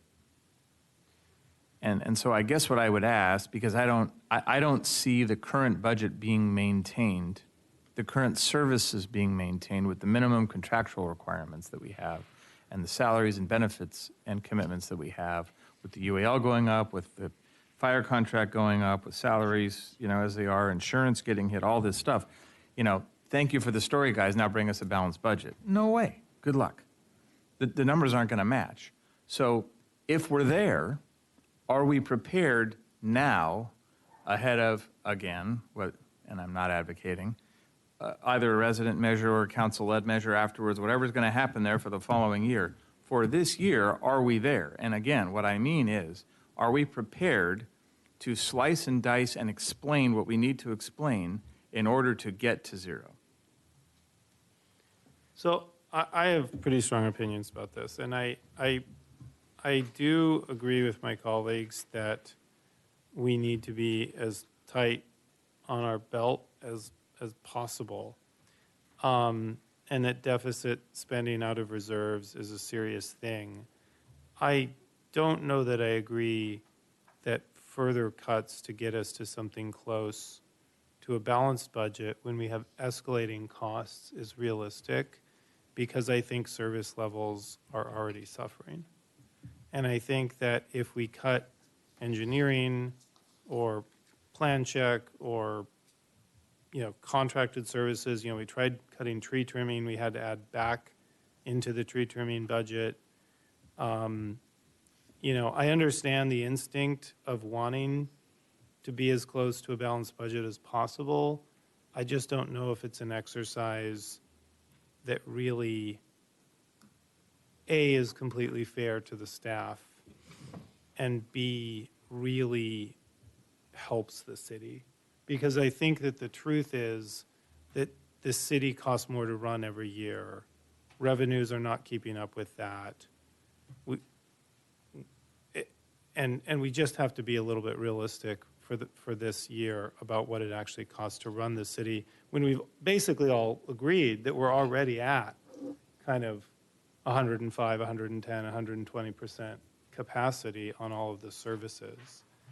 And so, I would like to see 2 columns though, right? I'd like to see this is what it takes to run the city, which is, I think, something relatively close to what we did this year, plus some minimum uptick to account for things we can't control because they're going up, like the fire department contract, right? Or some of these other liabilities. UAL. And exactly. And so I think we reflect that. And then I think we maybe have some sort of additional column, additional addendum, notes, whatever you want to call it, and say, and these are all the things that we think we need, but we can't do, whether that's tree trimming or anything else. That's kind of, that's kind of Craig's parking lot idea. Parking lot, parking Yeah, list. the 2 What did you say? columns. I thought that was a good idea. But let me add to that, and to Michael's point, are we there yet? In my mind, Sounds like a kid would ask a parent, right? we don't know if anything is going to pass in our favor. And so, You mean, we don't know if they're going to pass anything in their favor? in their favor. All we're doing is shuffling the deck, right? In their favor. And so as we sit here right now, we have to assume that pragmatically, we might not have any additional revenue source, then we're going to scramble on behalf of the residents to try to fill that. So how long can we last, knowing that it's going to take time if and when we can scramble to get to a point where we'll have revenue to actually run the city? Because we're going to have a gap, and we're going to lose the funding. It's going to be a giant sucking sound out of our revenue, and it's going to be a short-term, hopefully, crisis that we could solve and move forward. So, Are you talking about getting as far as you lose the $5 million and that's gone? yeah. That would be worse than a sucking sound. So, but we don't have, we don't know at this point in time. So we have to be, my opinion, as pragmatic as possible and, be realistic about what we have. Unless you know something that I don't know, there's nothing that's been passed that's going to increase our revenue. So I just want to be really clear, though. So are we asking the staff to find additional cuts beyond the cuts they made last year, or are we? That was a long version of Are We There Yet? Yeah. Yeah, I mean, at a certain point, I don't say this, lightly, but at a certain point, maybe we have to declare a fiscal emergency like some of the other cities have. Because if we're asking staff to cut beyond the service levels we're already at, Well, then to that point, I think we're saying a flat year-over-year budget, and then add to that the things out of our control that increase, fire Well, contract. maybe flat. flat-ish. Right. I mean, There may be areas that you can reduce, but they likely Probably not. I aren't think gonna- we hacked them last year. They they likely aren't going to make up for the increased changes that are Yeah. coming. Yeah, that's the problem, right? Okay, so Okay. you're not asked, let's be clear, because this is what I meant by are we there yet? Because are we there yet is a significant chop. The question about are we there yet is, are you looking for a true cash balanced budget? Because if you are, that means eliminating $2 million Or more. or more. More, yeah, I don't see. That's what I mean by are we there yet? To me, that destabilizes the city, It will. That'd be Oh, a it waste- definitely will. Waste of staff time. you know, and I think it is a waste of staff time. Because I think it would destabilize the city, and frankly, we will know in June, which really isn't that far away. And so to potentially destabilize the city, and You know, this is an interesting discussion to timing note. just doesn't work. Because when members of the public, I'm not picking on the one that's here necessarily. I might be, but there's more than just that. Okay. When questions come forward, you know, how come you didn't authorize that study? How come you haven't started fixing City Hall yet? You had an opportunity to improve that infrastructure. The answer is because we're trying to preserve the cash reserve as we head into the abyss, and we don't know what we're going to get, right? To another member in the public that's in the room, I would have loved to have an engineering study on a water situation authorized so that we could be ahead of that to head towards grants. I couldn't believe last year that we couldn't install a gate for whatever it was, $75,000 in front of the police department. It's getting ridiculous. And so the challenge is why I'm sort of going on here is the need keeps expanding in order to keep things the same or resolve what's been ignored, wrong word, delayed, but the situation gets worse. So I think you're hearing the same thing out of all of us. We'd all like to address those things. We'd all like to resolve those things, and yet we're heading for an impending challenge yet again that's starting to feel like the post-Measure D into Measure E years. Let me just comment, because I agree with everything you were just suggesting, Michael. It is what it is, you know? It is what it is, but trying to get to a zero balanced budget is not even realistic in my mind, given the facts that we know at the moment. What we need to ask staff to do is to do the best job that they can in bringing forward as close to a minimal deficit situation as we can, but equally important, and this is where I think their value can be heard loud and clear, is what are we not addressing that we should be addressing? And I want to see their professional expertise of saying that, no, we're going to only spend $350,000 on tree trimming. San Marino spends, what, 2.3 or whatever you... Whittier, 2.2. Whittier. Carmel, 1.3. I'm not picking any city, but we have some significant gaps in our service levels that are causing increased risk and financial liability long-term to this community. And the more we procrastinate and the more we fail to address these questions, the bigger the numbers get. It's just like Malaga Cove water. We all know we've got to do some more studies on that so we can try to get some funding for it, but we don't have the resources to fund the goddamn studies. And what we, yes, I'm sorry. You're very lucky you're not sitting next to her. Well, I think you should hit Michael.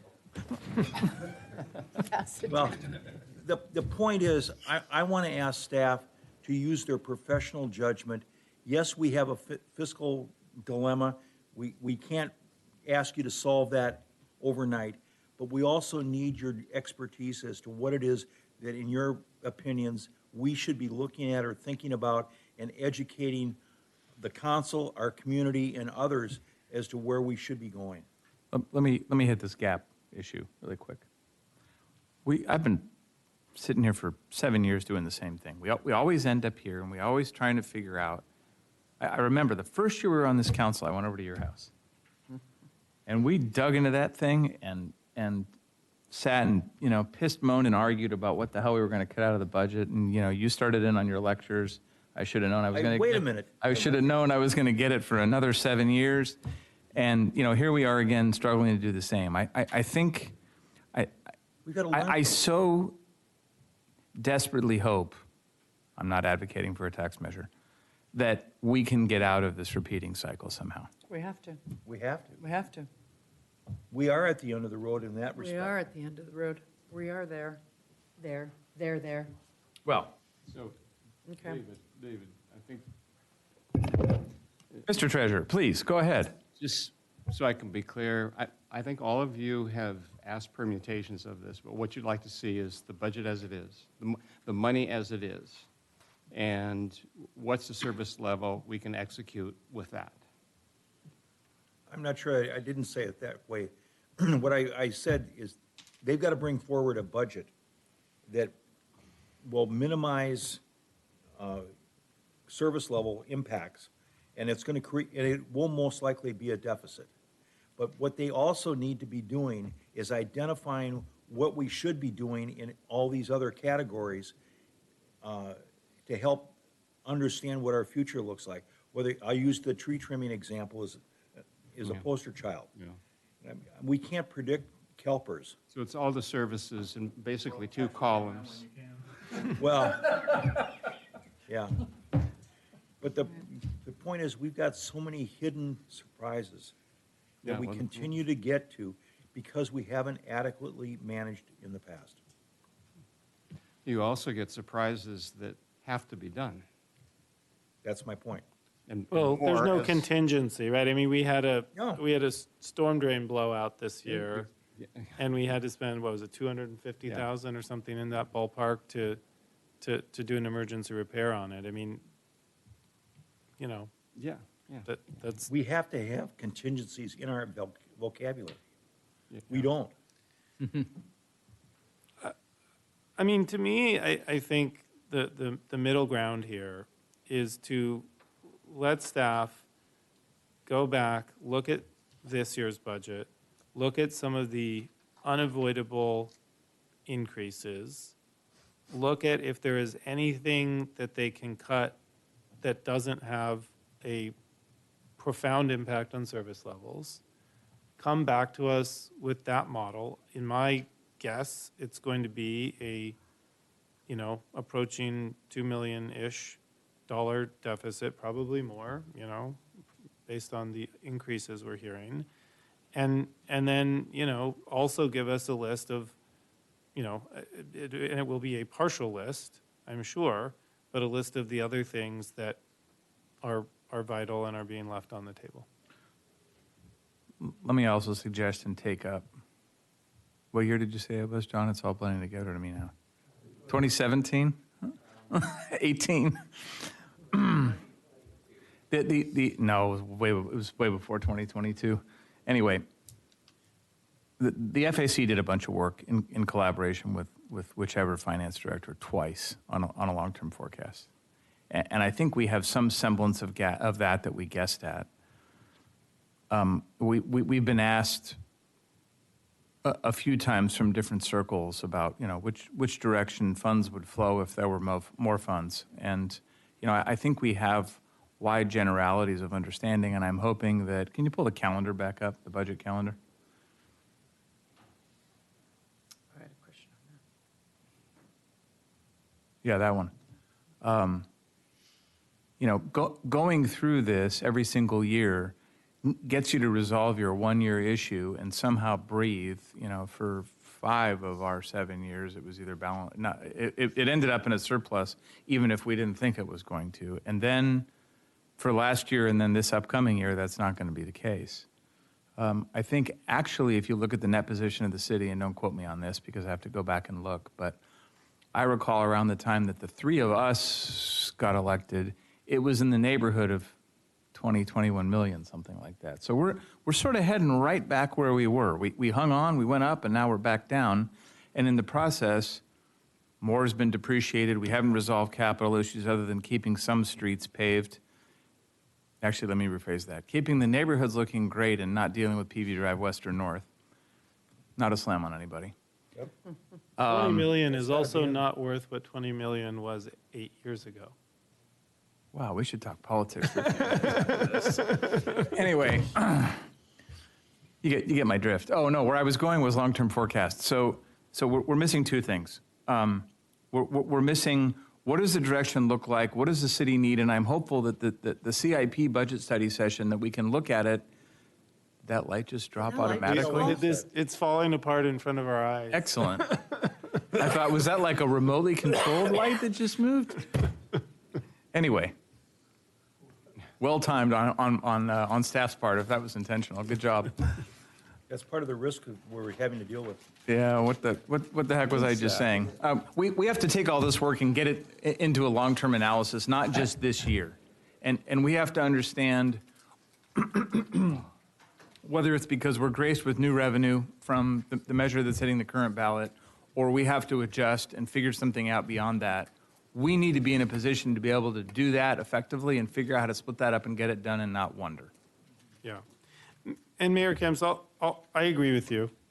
You know, and we've had a number of people, you know, at various points tell us that, you know, we should have had a plan by now, or we don't have a detailed enough plan, or, you know, things along those lines. And just to be clear, that's not my point, because Yeah, we always end up robbing Peter to pay Paul, and here we are doing it again. I think Well, we better add somebody else new to the Bible. And that's actually kind of what I was about to say, which is, I don't think it's so much that we don't know what we need to do.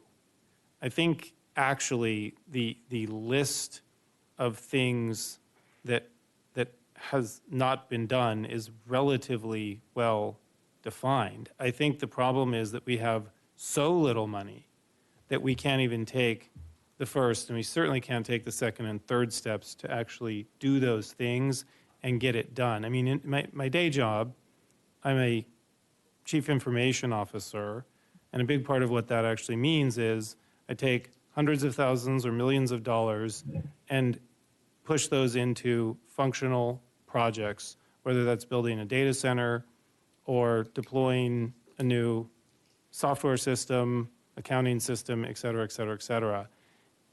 If you don't have enough money to take those first steps, those projects build up and build up and build up. And I've been in environments that are like that, and I've been in environments where there's plenty of money to actually move that all forward. We are very clearly in an environment where we have a list of what we need to do. There is more work, it is true, to hone in on exactly how much some of it will cost and exactly which vendor we should use and exactly what design we should go with. Not all of that work has been done, but it's not because we don't care, and it's not because we're not aware of the issues. So I think there's a distinction there that I hope the public will kind of understand with us as we go through this whole journey. Well, we've basically said the last probably 1 and probably 2 years is when we have all these projects, we know what the projects are. When we have a project that says, okay, you're going to have to spend $250,000 or $400,000 to study it, to get ready, to do the RFP, to get the design, Right. to then do an RFP to be able to construct it. We've said, well, I'm not spending $400,000 today on a study for a project that I know I can't build. I don't Right. have any money. So Right, what's the point? What's And the then the point? study's out of date 2 years later, and you have to Exactly. do it, So, which yeah. we've seen that too. We've So I done a think- I'll couple give you of the those point. studies. hopefully, Yeah. yeah, I think, and it's worth saying, and it's worth saying over and over again to the community. I think they understand it, but it's, yeah. Right? What's the point? I mean, if Right. I need $400,000 for the tree trimming budget or $400,000 to do a study for a construction project, I won't have the money to It build. costs $5 million to build or So, something, well, right? I yeah. trim the trees. You don't Yeah. do the $400K. Yeah. It doesn't make sense. Anyway. How are you going Probably to beat get, this to death. here's the, almost, it's almost dead. It's almost still, dead? It's still Are we moving. there? It's still moving. 1 second, it's still moving. I think all that's true, and I agree with all of it. What we're not doing is we're not saying, okay, then if we're not going to spend the $400K, I'm making it up. If we're not going to spend the $400K to do the study on that thing that's going to cost a double-digit millions later, what are all those things going to cost? And then what's the future forecast as to how we're going to put the city in a position to actually be able to fund it and get out of the depreciation cycle where capital is constantly degrading, and then we're in a situation where we look around and say, oh, perfect timing, Cynthia Butler, for the next agenda item. Oh, yeah, I think that's Anyway. the definition of kicking the can down the road. Yeah, the can's rusting. Can is kicked. The boot is also No more rusting can. somehow. All right, we killed it. Killed the can. You understand, right? We didn't really Exactly give you any. what you're supposed to do, right? The short-term direction is going to be identically the same. It's going to be bring forward the past year. We'll sit here and analyze what we can do or what we can't do. We're going to be stuck with one more year of something very similar.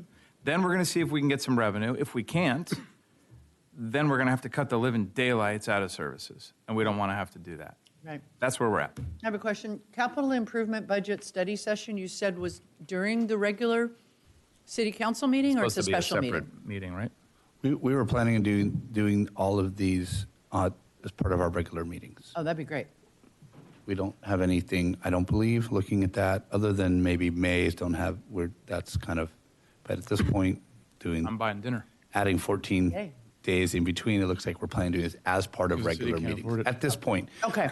That leads me to, if the council is done, I'd like to say a few words, if I may. Go right ahead. Anytime. Only if you're done. I want to be last, Derek. I want to put a cap. Are we done? Yes, we're done. We don't have to have the last word, Kerry. Go ahead. Derek's got some stuff. No,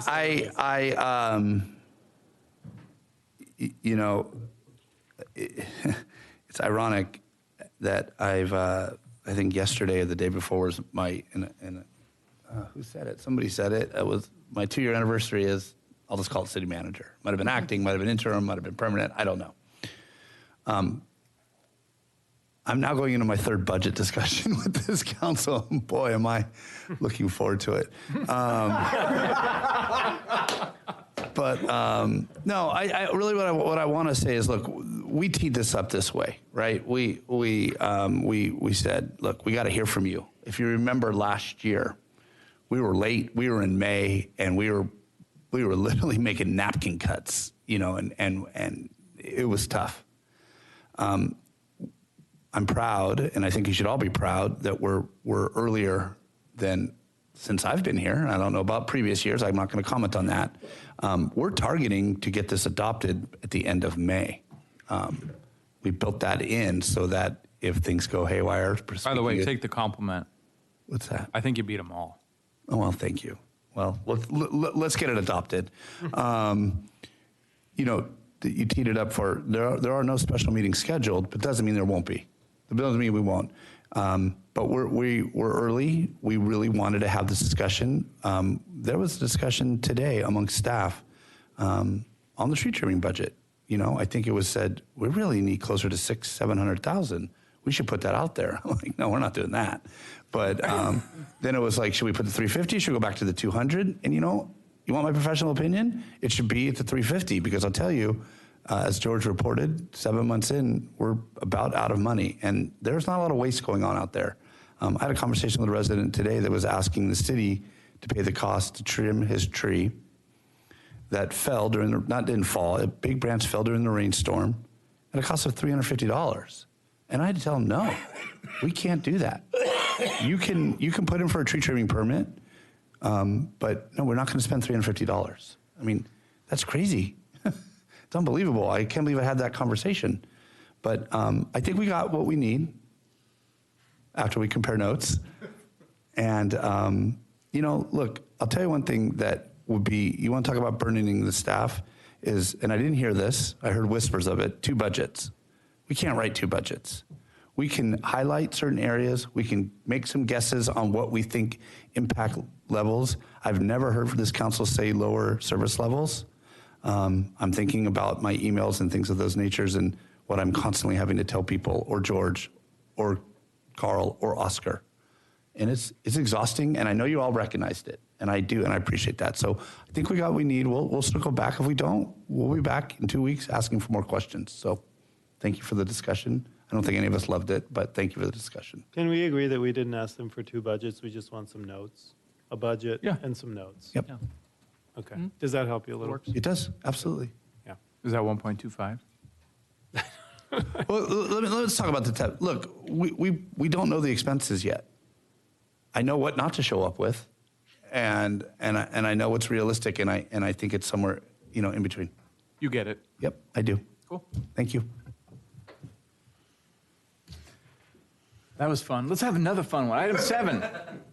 Receive and file a deliverable of the 2026 Citywide Storm Drain Master Plan. Draft condition assessment, maintenance, rehabilitation, and replacement someday in the year 2082 plan. Oh, I'm sorry, that wasn't in there. We're going to do a little staff shuffle here for a second and bring Oscar to the hot seat. I just want to address what happened over here. When we upgraded the cameras and whatnot, we never had a camera on the speaker. And then we realized now that we have a camera on the speaker, it's really, really dark. Yeah. So, in true PVE fashion, as you can see, we Velcroed an LED light into the bottom of the TV rather than put more lights in. There's someone in the front row that can do an engineering study on that for you. And it fell, but nobody was hurt, and we removed it.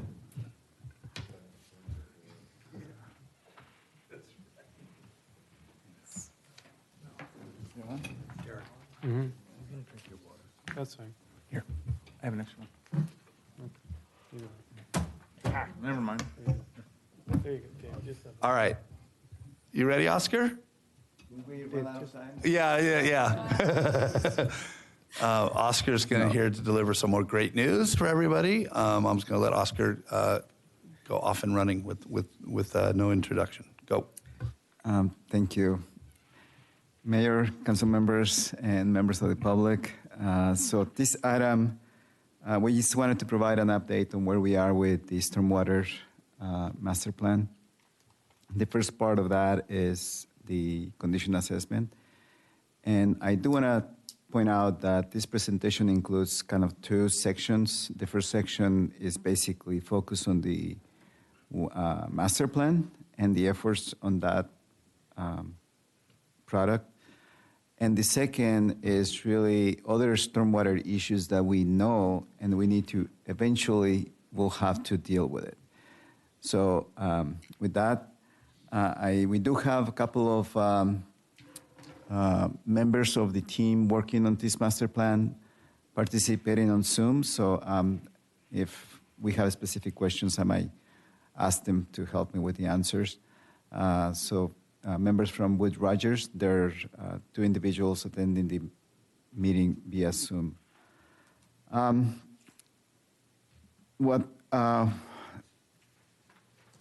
So let's start with the background. Why are we doing this? I look at a lot of our master plans sort of like taking your car for diagnostics, right? To understand what the conditions is of your vehicle, and then what do you need to do to keep it going. We don't have the luxury of changing our vehicle, our stormwater systems, our roads, our infrastructure, so we have to maintain it. What happens when you don't maintain your car? Well, they just fall apart. This condition assessment, the council approved a budget of $120,000 in 2024 to complete this. Is probably well-spent money because we know things like some of you already pointed out, emergency situations like the issue in Lazaro Circle this year that we had to do emergency repairs. It's much more expensive to do emergency repairs than to address the issues when you find them, when you know actually the condition of the system. So the intention is to identify the deficiencies that the system has and then to plan to repair before they become emergencies. And then the deliverable includes the 5-year CIP. We get updated GIS inventory, condition assessment, and we actually work with the model of the system as well. Again, a little bit, there's a lot of information on this slide, so I hope it's not too busy, but it'll be available after the meeting so we can post it on the website.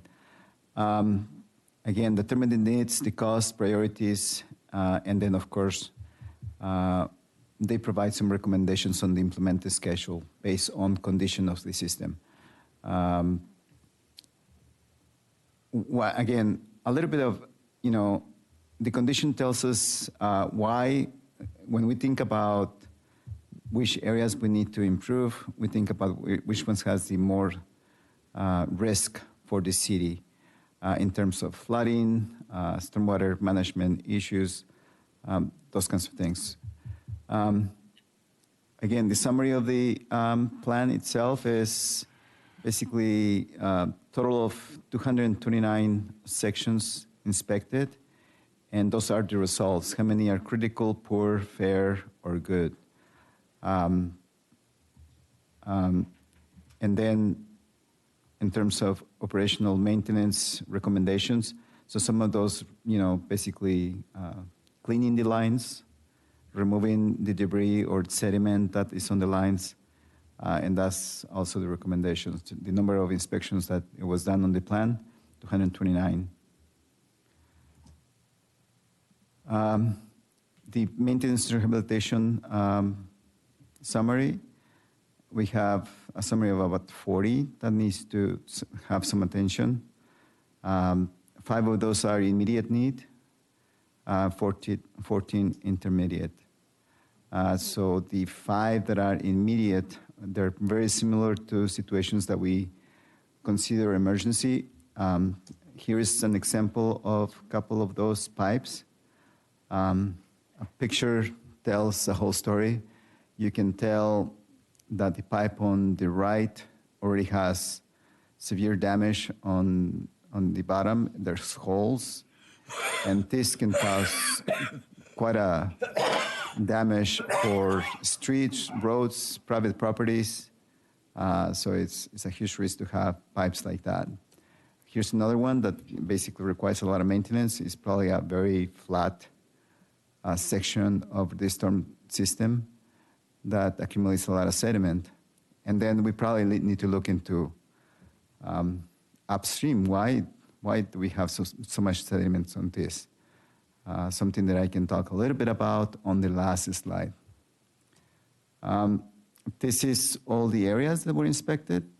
And this is the overall summary of what we think we need. We have a couple more slides to show you. We have a current project where we're actually addressing some of those issues. It's being advertised right now as we speak. And we have these 3 sections that we are going to address depending on where the bids come in. So we have so in Via Coronel, Via Cataluna, and Via Las Vegas. And maybe I'll stop there. Do we have any questions specifically for the Stormwater Master Plan? I'm going to speak a little bit about the other projects that we know of in the city. So if we happen to have an extra $2.759 million ready to go and said, go, great, do these projects, whatever is the critical, poor, immediate, non-immediate. What's the time? And you just went out and bid all of those out. What's the timing? How long would it take to get that done, start to finish? Design, RFPs. I wasn't ready for that one. Oh, I don't have 2.7 million in case. Yeah. Well, it takes a little bit of time. There's a lot of investigation that goes into almost every one of those. So we can probably do at least, I will say, 2 years if we had the money to do all of them. Are there any funds available in Measure Pick a Letter? I think it's W. I think it was W, right? Did you say? I think it's Measure M, that is stormwater. We have, I think we receive about $260,000 a year, somewhere in there. Sweet, we can fix it. And we use, so let me finish a little. We use most of it in things like, managing our consultant that does stormwater issue, McGowan Consultants, and then, of course, HR Green, and our maintenance contract that we have for our stormwater system, with the runs maintenance. Yeah. So, and then a little bit of, probably we take a little bit of that ourselves. So out of that, I think we have about $40,000 left. Okay, so the straight answer is no. Are there grants available for, storm drain, The integrity of storm drain systems is such a, I'll say, an important topic right now, hot topic right now. Are there grants available? Are there, what are the, is there a prayer of other funding, or is this all general fund? There are, depends on, again, ideally when you have projects ready to, like what I like to call shovel ready. A little more shovel ready, okay. Projects, you're more competitive when you go out for grants.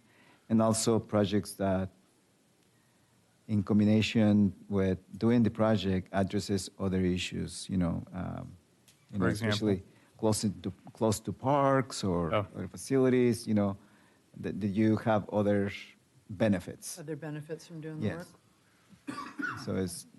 We started the conversation at least this year with one of our representatives to consider adding some of our projects to that. So we'll be in a better position next year. I'm sure you guys have questions too. Let me just spit this one out. Critical rating, structural versus immediate maintenance. Can you talk about those a little bit? Yeah, let me, I don't know if we can bring somebody from Wood Rogers, either, who's on the back? Or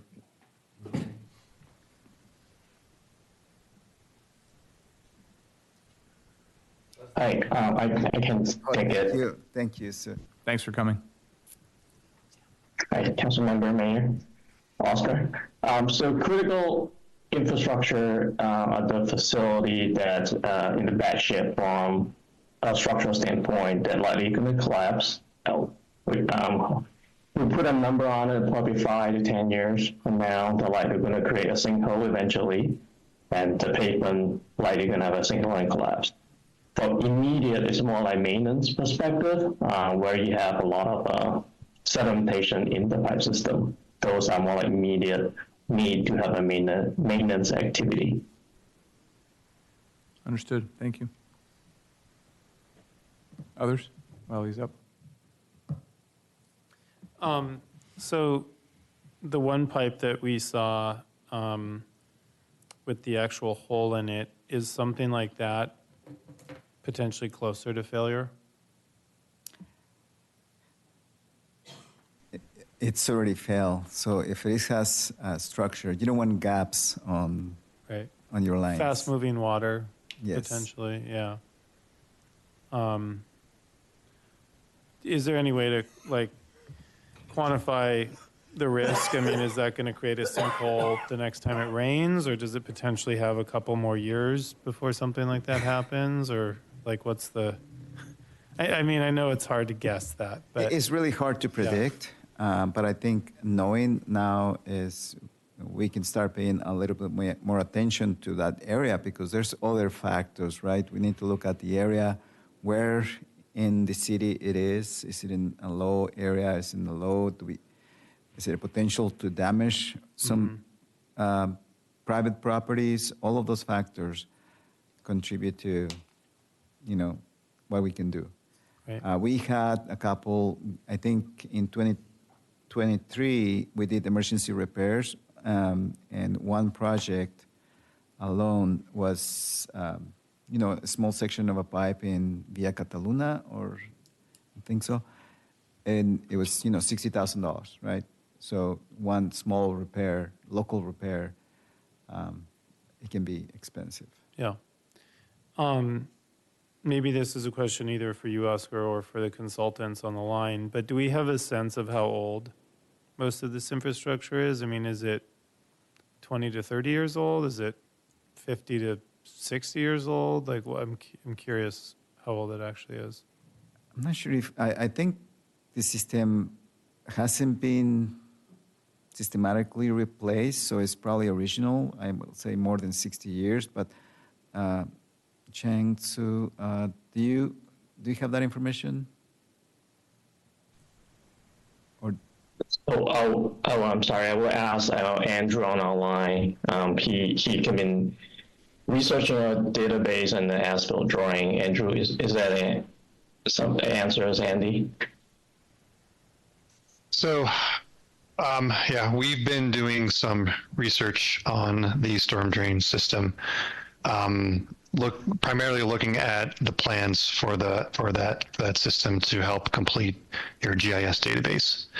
And typically, I can't say this for all of the lines in PVE, but typically those as-builts range from dates in the 90s to the 70s. So approaching 50-ish years to 40-ish years, so around that age is my guess.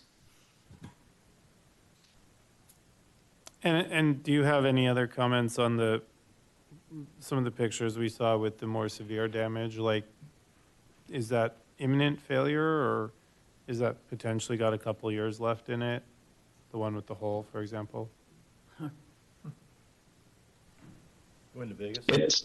It might vary from 5 years to 10 years. And it like Oscar was saying, it's hard to put a number on it because it will depend how the soil around going to react when the water kind of slips through it. Is that like creating another flow path? And there's a lot of uncertainty in it. Mm-hmm. Okay. Oscar, I know this is the first part of your report, and it's a preliminary report, if I understand it correctly. What are the expectations that between now and the finalization, which is, 30 days away, that these numbers are going to increase or decrease, or bigger problems, or what's your crystal ball telling you? And maybe your consultant's going to chime in as well. Yeah, and please, please add to this. This is the condition assessment, so in theory, this is all the list of all the areas that we identified so far. The next part is to prioritize and provide a 5-year CIP and, update our GIS database and all of those things. But I don't think it's going to be big changes. I've got a couple questions, if I may. Do we routinely flush these out, or is this new information to us at this point in time? No, the city, at least to my knowledge, I don't have, hasn't done a flushing program. Is that a best practice? In some cases, when you have the resources, yes. I've done that before. Where we have a jetter that we actually clean some of the lines. I see. Where we have problems, yes. Thank you. The next question I have is, when I look at these costs here, 2.7, does that include tearing up any road surface and repairing any of the damage that was done? Yes, it includes, and we try to, another part of it is, we try to schedule the projects when we're doing road work or vice versa, so that, we take that, leverage that opportunity cost. Okay, thank you. Yes. And then in terms of these immediate maintenance areas, et cetera, have any of these caused recent flooding, other than the one over on next to Torrance? But is there any other real trouble areas in our community that create the biggest problem? Looking at the list of the projects that we have so far, we haven't seen any of the ones, at least I haven't seen ones that are the areas where we experience overflows in our roads. Yeah. Okay, thank you. That's it so far. Just to add in, I believe, Oscar, on some of the immediate repairs, the ones that we're out to bid on now. Yes, we have 3, yes. There's roadway in that area that is sunk or collapsed. There's one that has had cones around it about as long as I've been here, and I'm happy. I was happy to learn the other day that we're getting to it Las now. Vegas, I think. Yeah, so. Yes. yeah, and again, we pat ourselves on the back for via Lucero Circle, not to, contradict you, Derek. It was an emergency, but it was an emergency that was identified to multiple people a couple of years ago. And, thankfully we had a resident that understood and became supportive after barking quite loud, but he did. And, you know, so yeah, we did it emergency, but I think the whole point of this is we're looking at all these things, and these are areas that this consulting team is saying, you have to do this to prevent Lucero Circle or via Las Vegas down the road. So I have one final budget question. So we talked about the budget. Where did George go? Oh, there you are. Are any of these costs? Couldn't take it anymore. Are any of these costs projected in the upcoming budget that we're talking about? Short answer is no. No, not yet. No. Yeah. All right, thank you. So it's a pipe dream is what I'm hearing. Literally. Yeah. It is, I mean, it really is a backlog because we can ignore them for very long, right? We can ignore them for so long until they become emergencies. So that's the reality. Thank you. I have one last question, actually. So let's say we have more of these blowout like the one at Lucero Circle, which took out, 60 plus feet of dirt on a hillside. Do we have any sort of sense, and maybe again this is a question for the consultants, do we have any sort of a sense of when you have incidents like that, how much more expensive is that versus this 2.7 million number of more, call it somewhat proactive repair? Any historical kind of industry standard for how much more the emergencies cost? Please add to this as well. My experience is that it's very unpredictable because it's case by case basis. So for example, I can speak to Lucero Circle. I would say, if I would have had a problem when initially that pipe was exposed, we probably would have spent $30,000-$40,000 to reconstruct the hill and patch the pipe. Instead, the whole pipe fell, the hill fell, and then started going into the private property. So it's case-by-case basis, but is the pipe here that we have with holes, the one on that photo, it's hard to ignore that one because, water is going to find the easiest path, and that could be in somebody's garage or somebody's basement. So it sounds like somewhere between 4x and 10x potentially. Yes, I mean, it's hard to, yeah. Those are big numbers. Okay. Yeah. Thank you. No more questions for now? Public comment? I don't think he's finished his presentation. Oh, you're going to part two? Go to part two. Yes, sorry. I was excited for George. That's where the bigger numbers are. Also, some other screen. Yeah. Okay. Thank you guys from Wood Rogers. If you want to stick around and hear this one, you're welcome. Again,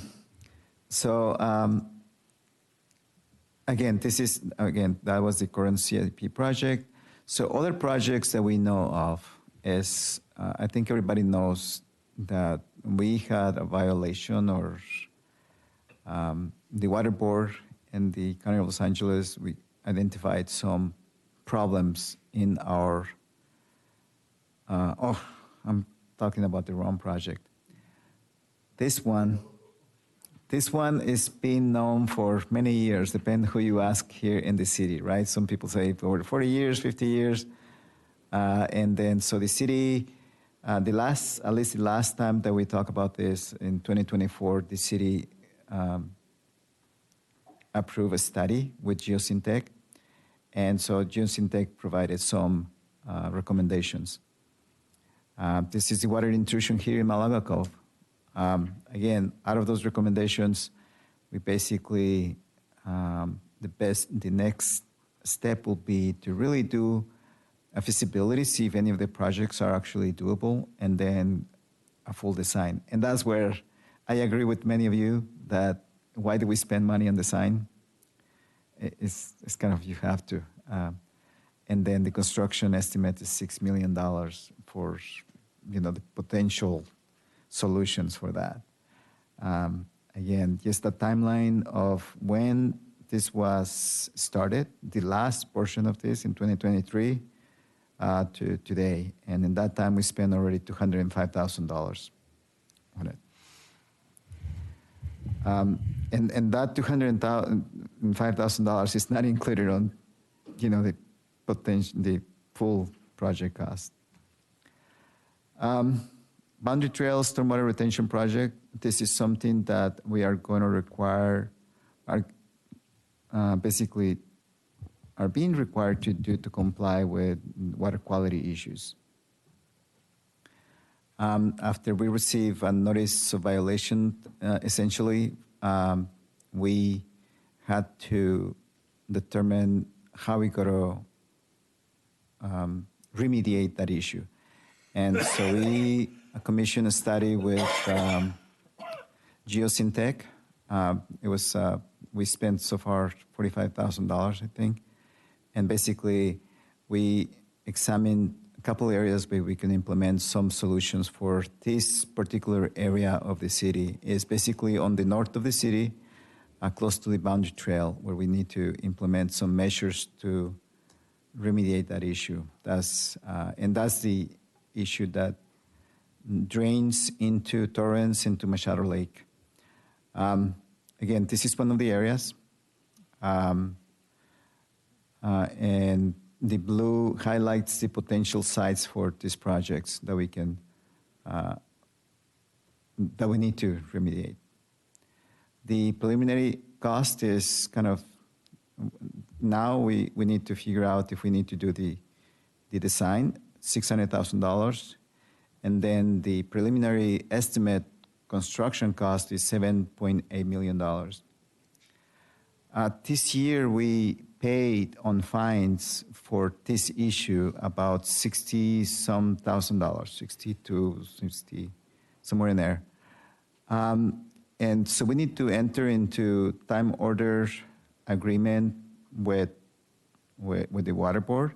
Basically, we need to tell them how we're going to solve this issue.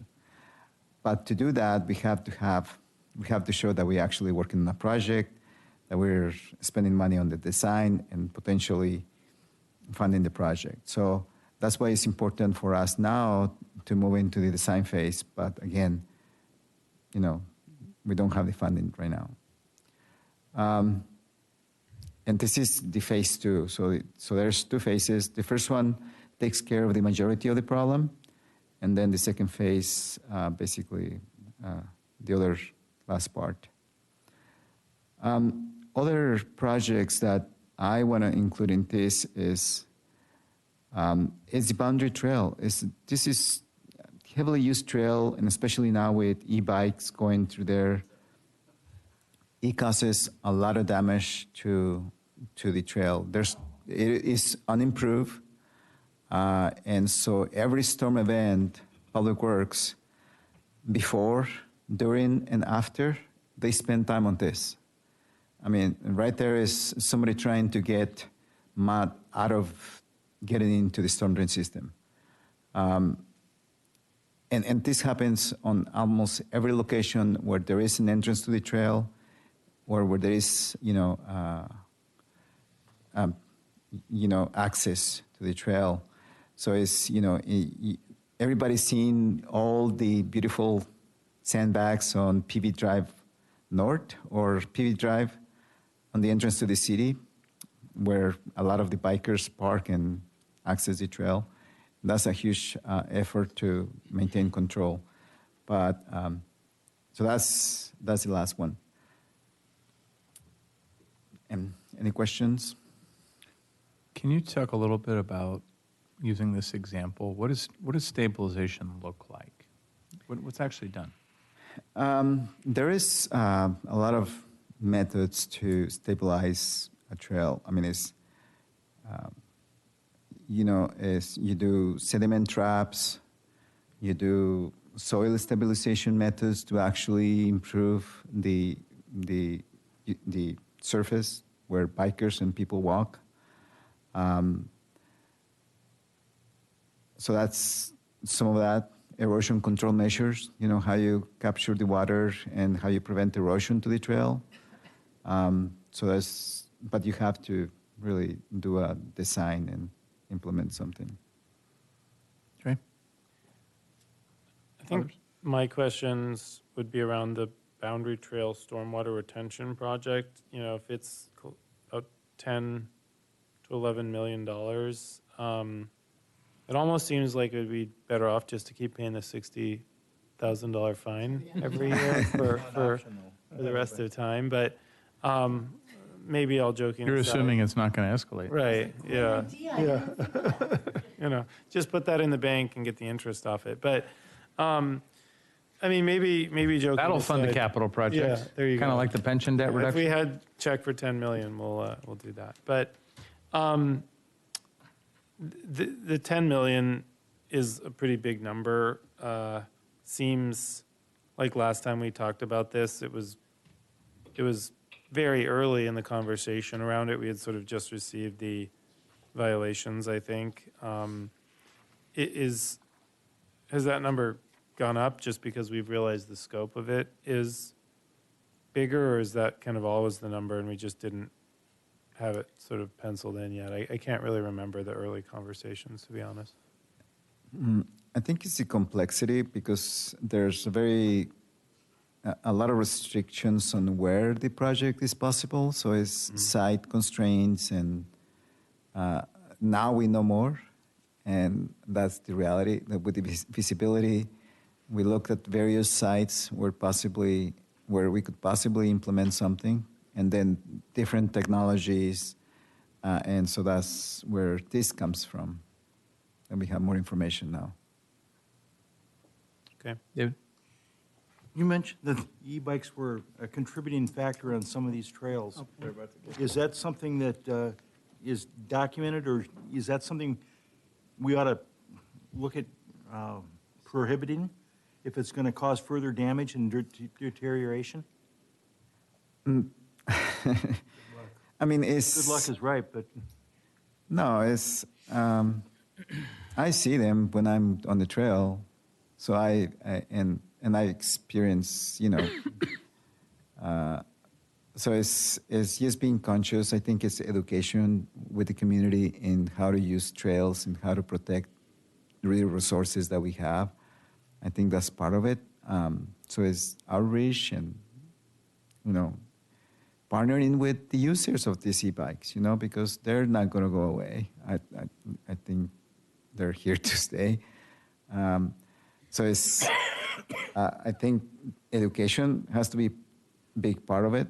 And then the other part is building infrastructure that can actually sustain these kinds of bikes there. That's really where I was going. Does it require a more sophisticated trail? And with one of the things that a lot of our residents, they don't understand that the increasing costs are, a lot of technology has been changing over the years, whether it be e-bikes or whether it be other things that, the dunes over here by the golf course, and those all create additional costs for the city maintenance to maintain and or repair. And it's a part of the culture that we live in today, but people don't want to recognize the cost associated therewith. No, I agree. We have other really beautiful trails, all of the trails on the medians on Palos Verdes Drive. They're great, and we invest very little on it, but we try, like we have on our contract with our landscape contract, to do a little bit of maintenance, but it's very minimum. But you're right. Any new infrastructure is going to require attention. And so. Well, you brought up before that even the trails along PB Drive North and West aren't part of the capital plan, and they're deteriorating and they need loving TLC. And we don't have that even on our inventory of assets that we have to be concerned with. That's right. So I'm going to ask this for the record. Sit back. Yeah. So the total storm water-related projects here looks like $19,830,000. Are any of these expenses built into any of the budgets that we've looked at or contemplating? I don't think so. They will be shown on the CIP. Okay, thank you. Are there any funds available through grants or any other methods to help mitigate? We'll start looking for grants. I mean, like I said, we started the conversation at least with one possible source, but we'll start looking for any available. Again, is the key Those on are that. typically match grants, though, right? They typically have at least 20% match contribution, so there has to be a commitment on our part. So maybe we can take this. Go ahead. No, go ahead. Sorry. Maybe we can take this into what was I think going to be a CIP workshop, but maybe it's a regular meeting. I think we need some, and the public needs to understand as well, guidance around how CIP projects are typically funded. Not only the design aspect, but then also the post-shovel-ready implementation portions. Obviously everybody says grant. Wonderful, let's go seek grants. What's that? Well, everybody says grants when they hear a big number, and that's fine. $20 million. Well, you still got to fund, call it $4 million of it. And whether or not the grant funding is available, I mean, everybody understands that other government agencies from state to federal and otherwise are squeezed.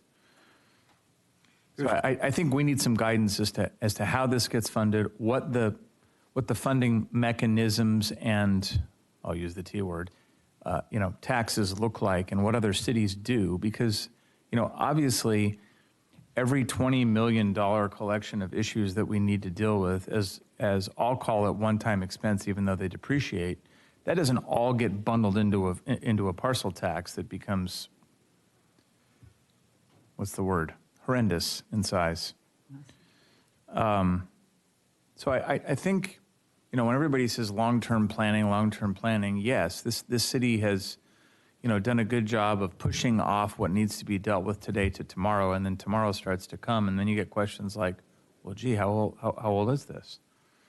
So I think this is a good time, in particular with you and your experience, to really get let's step back from the current operational deficit and parcel tax issue that constantly gets us in this rotating routine of not solving these problems, and actually look at, okay, if we want to look at CIP and look at the projects that, however we're going to rank them in some future meeting, let's actually talk about how we might be able to figure out how to fund some of those, rather than to say, oh, well.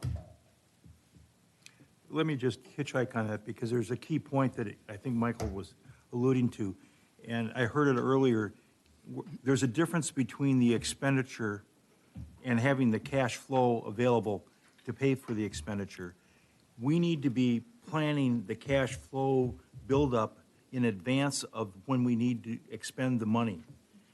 If it's 5 years or 10 years hence, we ought to be putting that in our thought process today to provide the cash so that when that day comes, there will be resources or grants available that will pay for it. And I think that is going to be critical to the capital analysis that we talk about here in the coming weeks. Our treasurer is nodding his head because he's shaking his head. I had a question. Are these projects prioritized? Not yet. No. There will be. So yes. Some of them float to the top because they become emergencies, right? Or they're small. We do them anyway. Mm-hmm.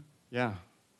So that's in terms of funding, I think that would be a pretty important process, part of the process. Yeah, and so it's the challenge with the majority of these projects is like our pavement management program and our payment program is that there's very limited source of funds. So it's these are not your traditional enterprise funds that I like to call, where you actually collect fees and you can raise the fees when you actually see the need. Some of the... I wasn't going to go there, but you said it. Sewer fees, for example, maybe I should look this way, can be imposed, right? Yes, the city has the authority, there's Prop 218. It has to be used in sewer systems. Yeah. Yes. Is there a similar allowance for stormwater? In the stormwater, not in California. I don't think that is yet allowed, but you can probably help me answer that question. Because the last time that I tried to do a sewer fee, that was when I was in Soledad, I couldn't do it. I'm not sure. Is that true? Sewer, but not stormwater? I believe that's correct. I would have to double check. Sewer and water, you can do, yes. The stormwater, for some reason in California, was a challenge for me a few years ago. We probably didn't have any water then. Yeah. I will say back to Councilmember Lozzi's point, there is money out there for stormwater projects. I mean, that's a hot topic, you know. It is a hot topic. And right now, we're at the point where we're assessing our needs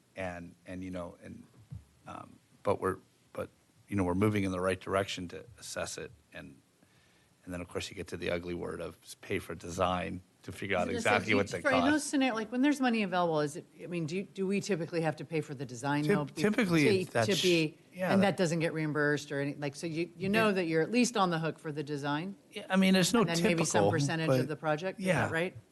Or they bundle the design into the project and then reimburse you your portion after you've cash flowed the design. Mm-hmm. Yes. It all depends, you know.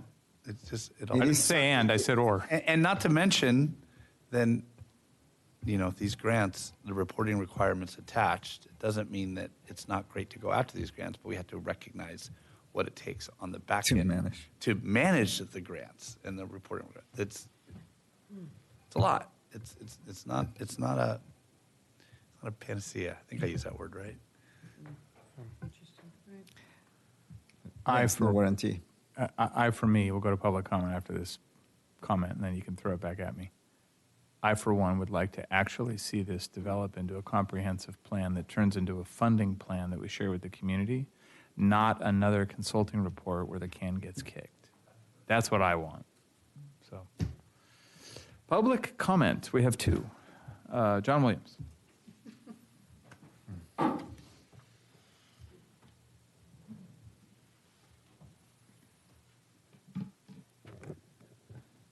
Good evening again. I have some observations and a couple of questions, and I'd like to ask your indulgence to have one round exchange with Oscar. May I? Yeah, go. Is this the final report, Oscar, a draft final? That's the draft of the condition assessment. It's not the final report on the master plan. Yes. Okay. I'm not sure I understood that. But looking at the report, I'm concerned that it may not be comprehensive. And what I mean by that is the study looked at 229 pipes and 141 sites.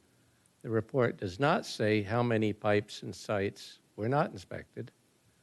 Now, I know from my own research in the city and county GIS data, we have over 500 catch basins. That suggests to me we have on that order of pipes and certainly on that order of sites. So, I mean, if I'm right, and I don't know that, we have less than 50% of the system captured in this report. And I think that's something that the Wood Rogers has to lay out explicitly and not leave it as a calculation for the reader. Another observation, normally LA County handles any pipe that's 24 inches or greater, and several of those pipes are mentioned as needing remediation. Now, the exception is you have to get LA County to accept the pipe into their system. As far as I know, there's no charge for that, but they insist that the pipe be in good condition before they take it over. They don't want to take it over and have a big bill to bring it up to par. And I think that's another thing we need to understand.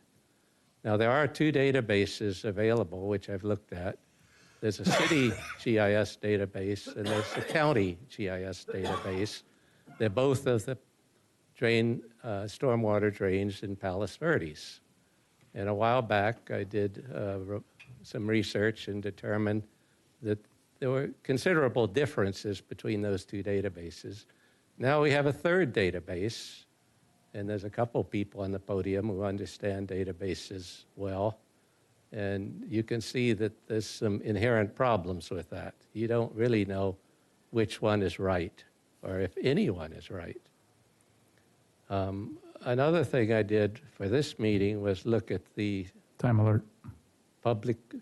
Well, I can just hand this to Oscar. That's fine. Oh, You can share it with him. I'm sorry? You can share it with him, no problem. Okay. The last thing I'd like to say is you've been told that Malaga Cove remediation requires some French drains, and the cost estimates are certainly compatible with that.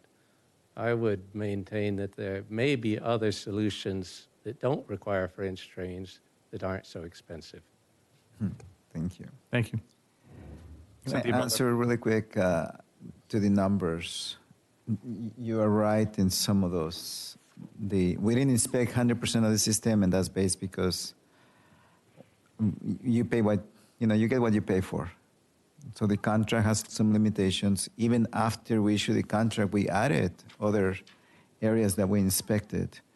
And Mike, I don't know if you want to add to that, but we had to actually, once we started doing the inspections, we found out that we needed to inspect a lot more than what we really included in the contract. So it's not 100% inspection. It's not a video of every line either, which I like to do when I manage where we had the capability to do that. We actually did video every line. This is just spot inspections of most of the areas that we think need attention. Mike, do you want to add anything to that? That's a big uh-oh.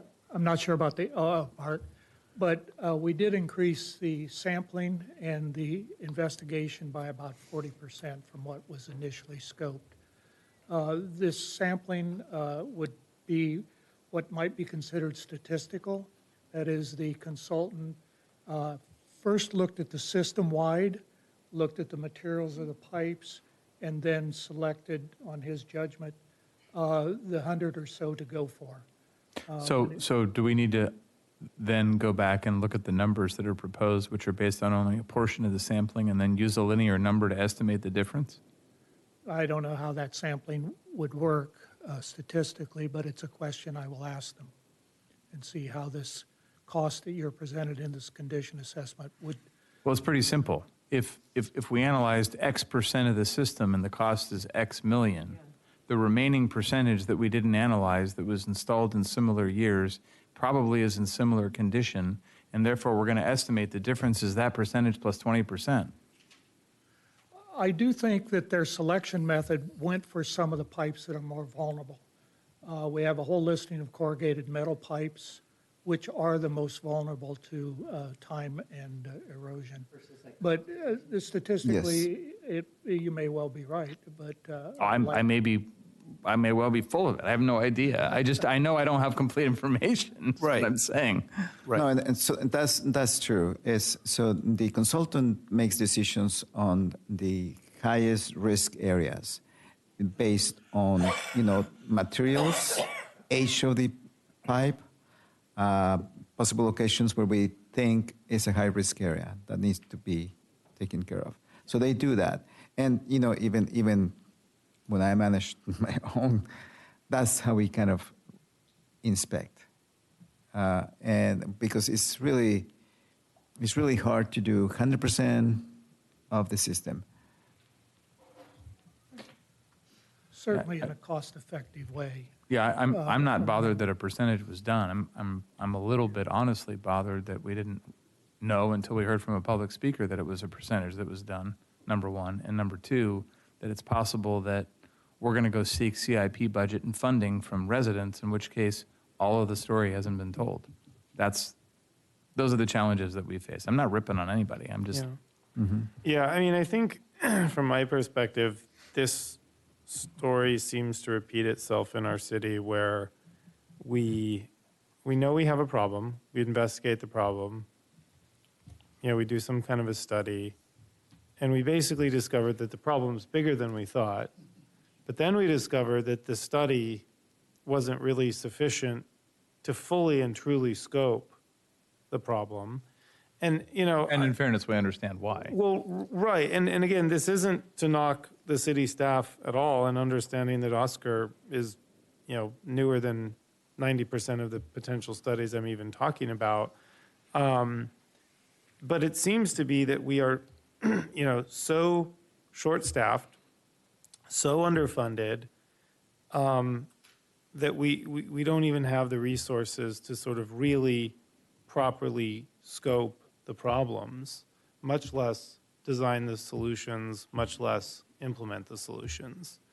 And, you know, again, when we have, you know, I've sort of pushed back on Mr. Williams' criticisms from time to time, but in a sense, he's not completely wrong.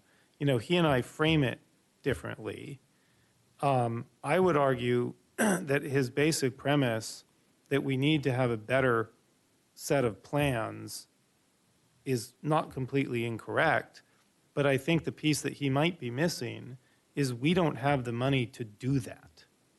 And I think that this is yet another example of we have great intentions, we have good people who work hard, but we haven't given them enough resources to fully even understand the scope of the situation.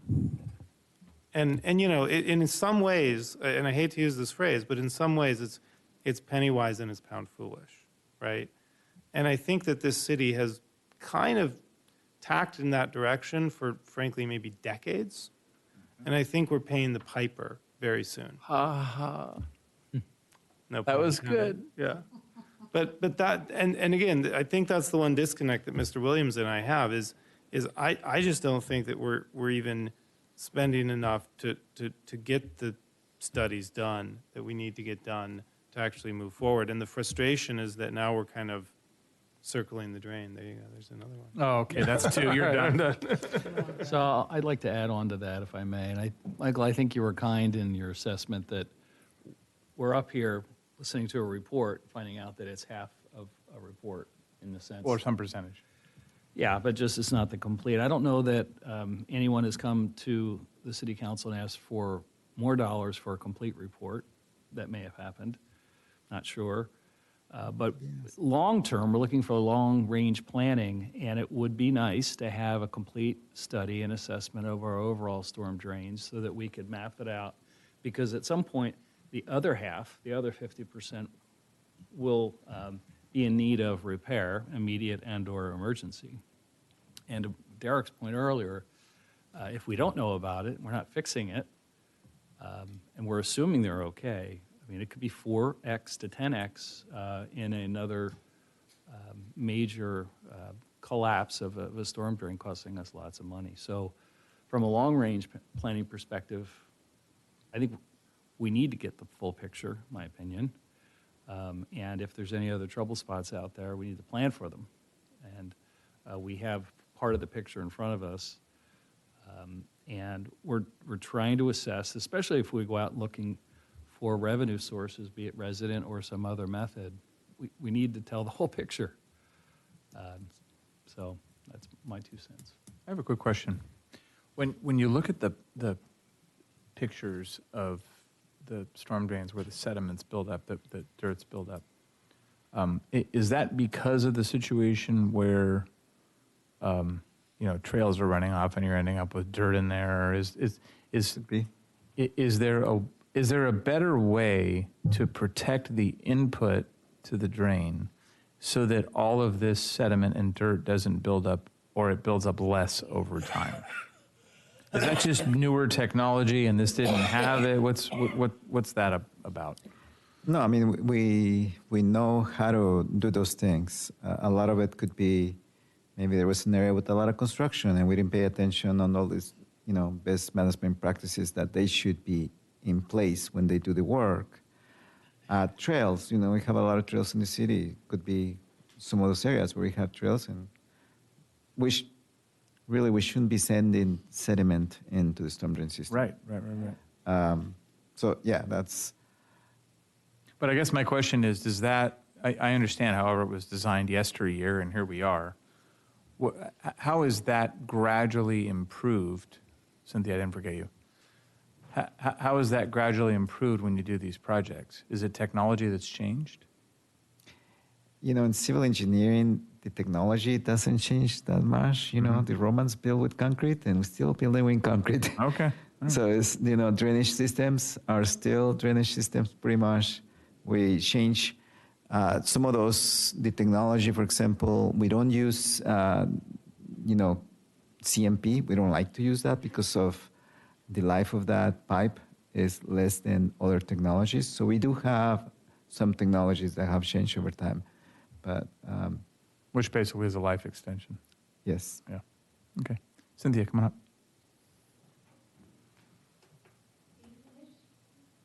I think he was waiting for us to ask him questions.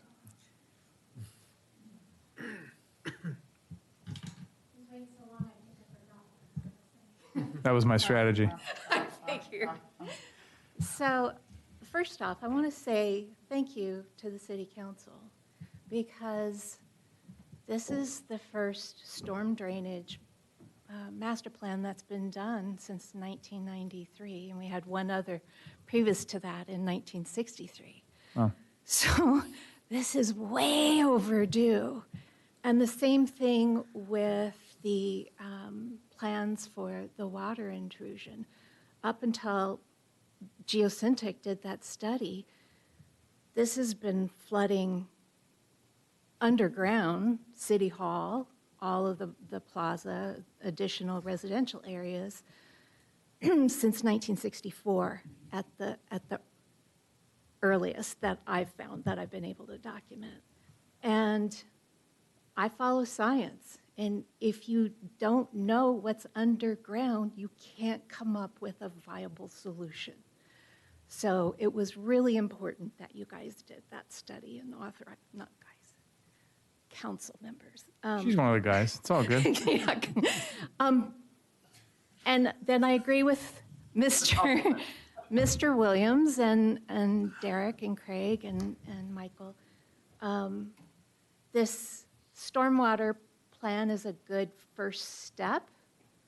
It isn't complete. And I think when you have drainage that hasn't been maintained since, I think, 2003, you're going to have problems, and we're not going to catch them all. But it's a start. It's a good start.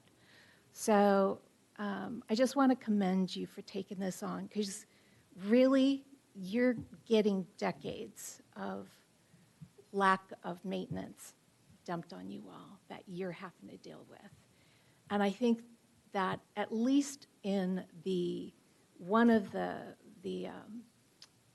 I haven't seen the AECOM report, I haven't found that anywhere, but in one of the other studies of City Hall, they did project what it would cost if you don't do this. And there are definitely projections for maintenance of storm drains where they can project out. So I think that would be really beneficial to highlight for the residents, not just what the costs are, but if we don't do it, what are those projected costs going to be? Just a baseline. That's it. Thank you.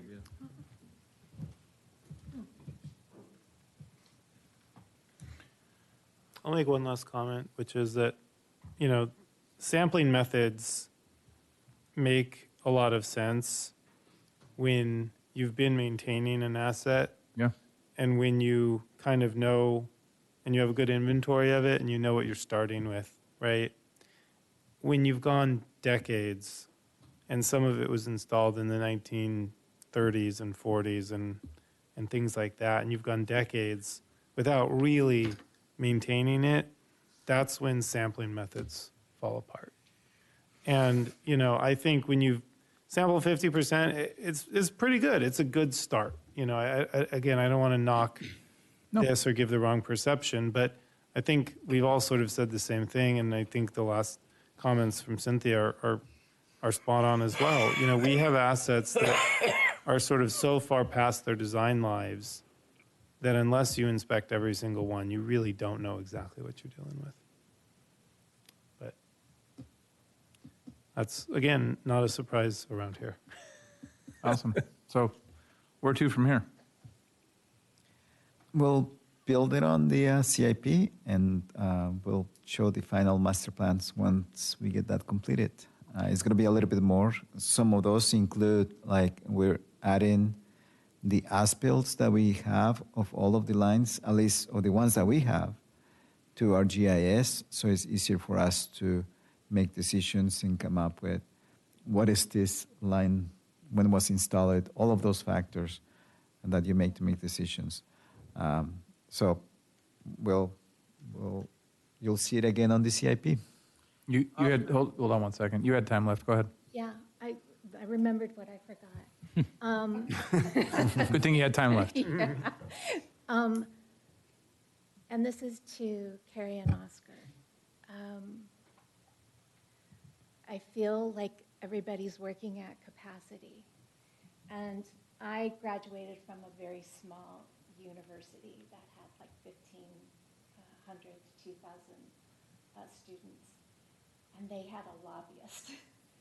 So my question is to the City Council and to you, City Manager and our Public Works Director, do you feel that you have the capacity for fundraising, for seeking grants, for lobbying?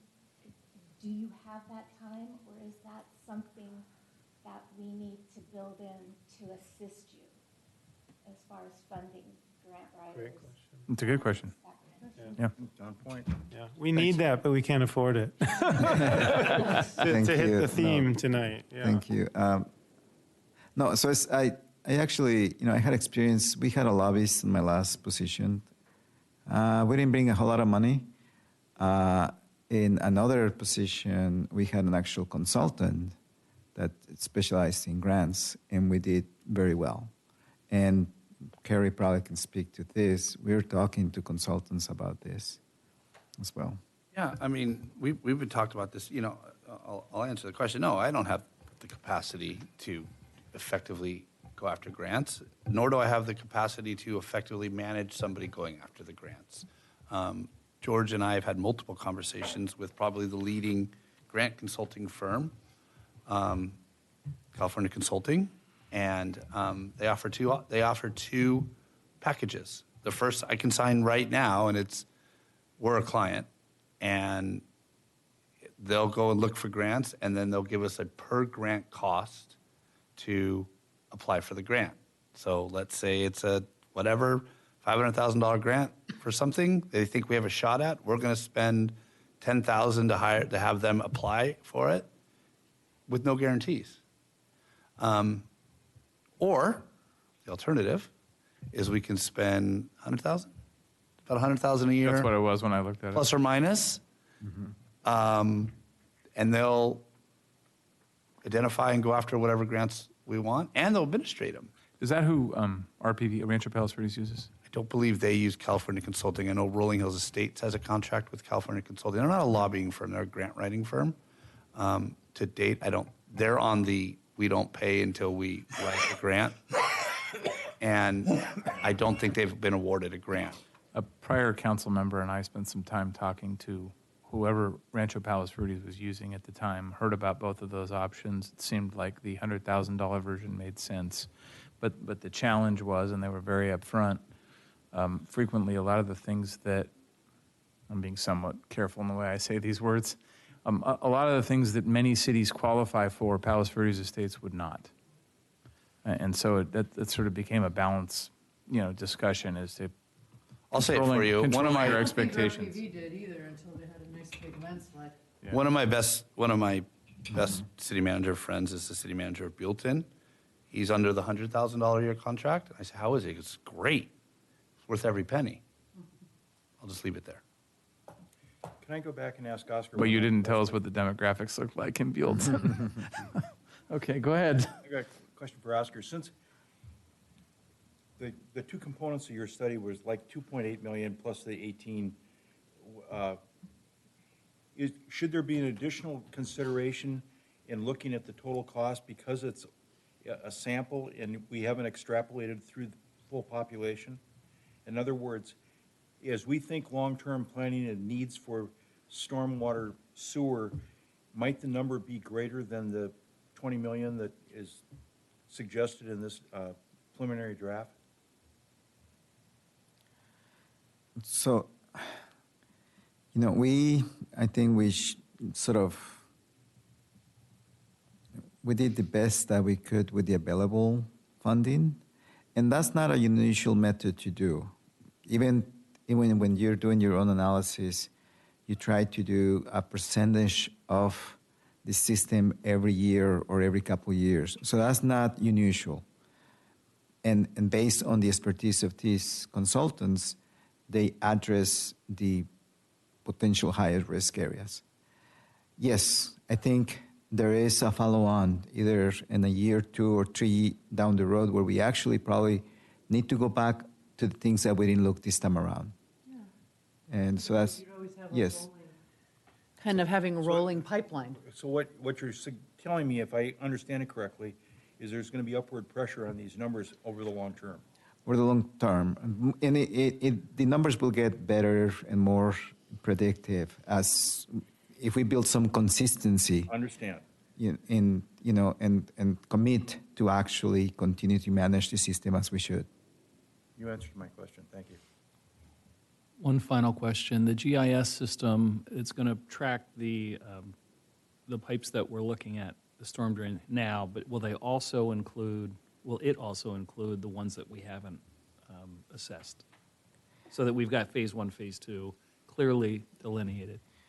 I think the GIS upgrade that we're doing right now, or what we're going to include in there, is basically every as-built that we have, on hand that we can produce. And there's an opportunity for us to continue to improve that as we make changes. And is that correct, Mike? I think the one great advantage of the GIS system is that it's not a static document. It's not a 3-ring binder on a shelf. It's a living database. We can add to it as we discover differences. We can add to it as we create new infrastructure. And we can correct data that we find out isn't quite right. So this is a living document, and you can add to it as we go along.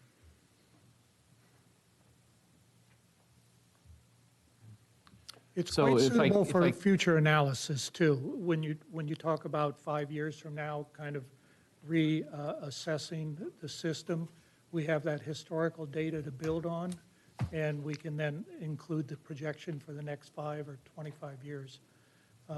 Infrastructure gets hard to predict out, more than just 5 or 10 years, though.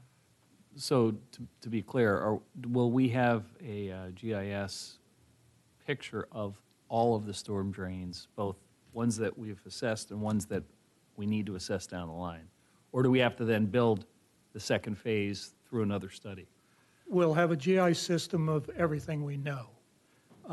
Certainly there's a lot out there, I believe a lot out there that we don't know. If I could point out one example that Oscar brought up last week, it's a storm drain that's similar to Lucero Circle. Certainly doesn't affect private property intimately or as dramatically as more than 5 or 6 feet of erosion.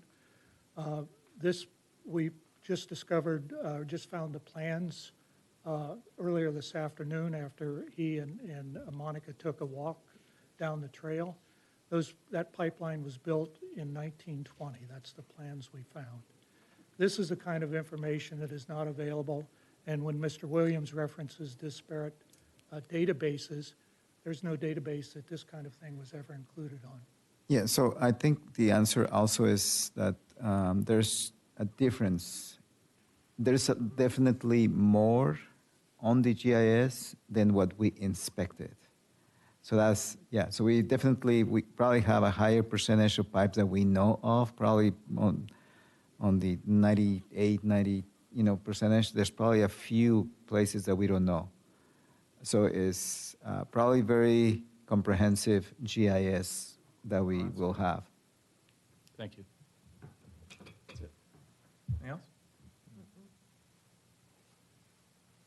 Okay, so you'll take this and input it into our CIP discussion, and we'll look forward to figuring out how to fund it from there. Yes, Mayor. Think I'll have any hair left?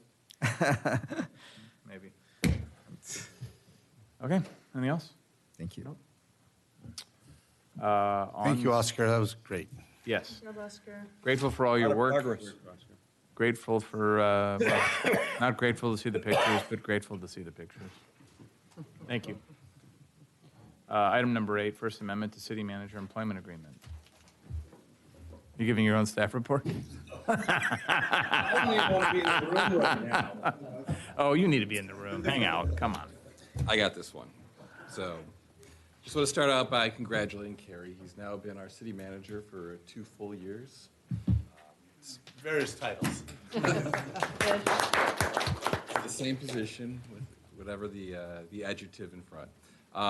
He's accomplished a lot, as you can see in the staff report, and this has led to a lot of real change at the city and also real savings for the city. Kerry has also moved his life here from the Valley to an undisclosed location, approximately 5 minutes from City Hall. And he's become a fixture. You okay? And he's become a real fixture in our community.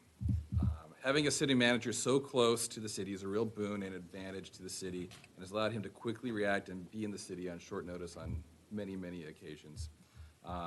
As discussed in the report, the council has met in closed session and has proposed a 5% raise for Mr. Coleman, as well as a one-time $10,000 bonus, and is also proposed to bring his vacation carryover in line with other management employees of the city. The proposed amendment to his agreement is in line with compensation for other city managers in similar cities.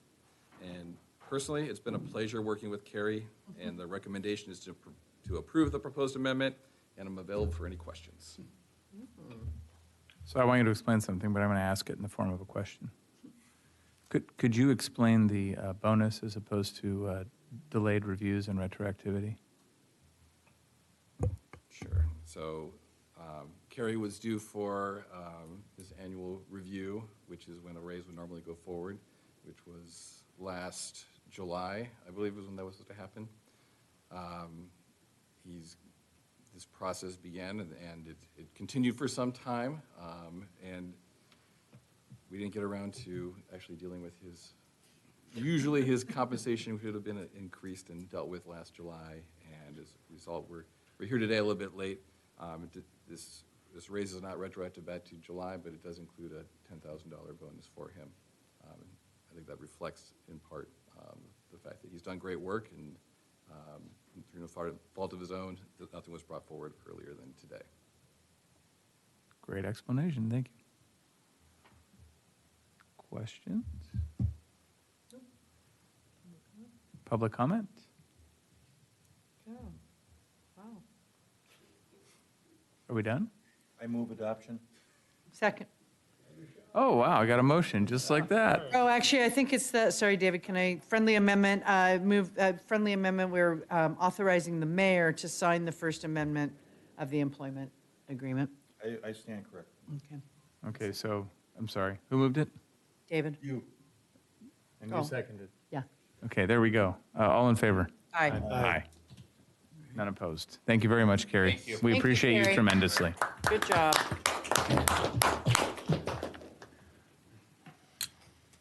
I was going to make a smart crack. I was going to make a smart crack, but I didn't. Come on.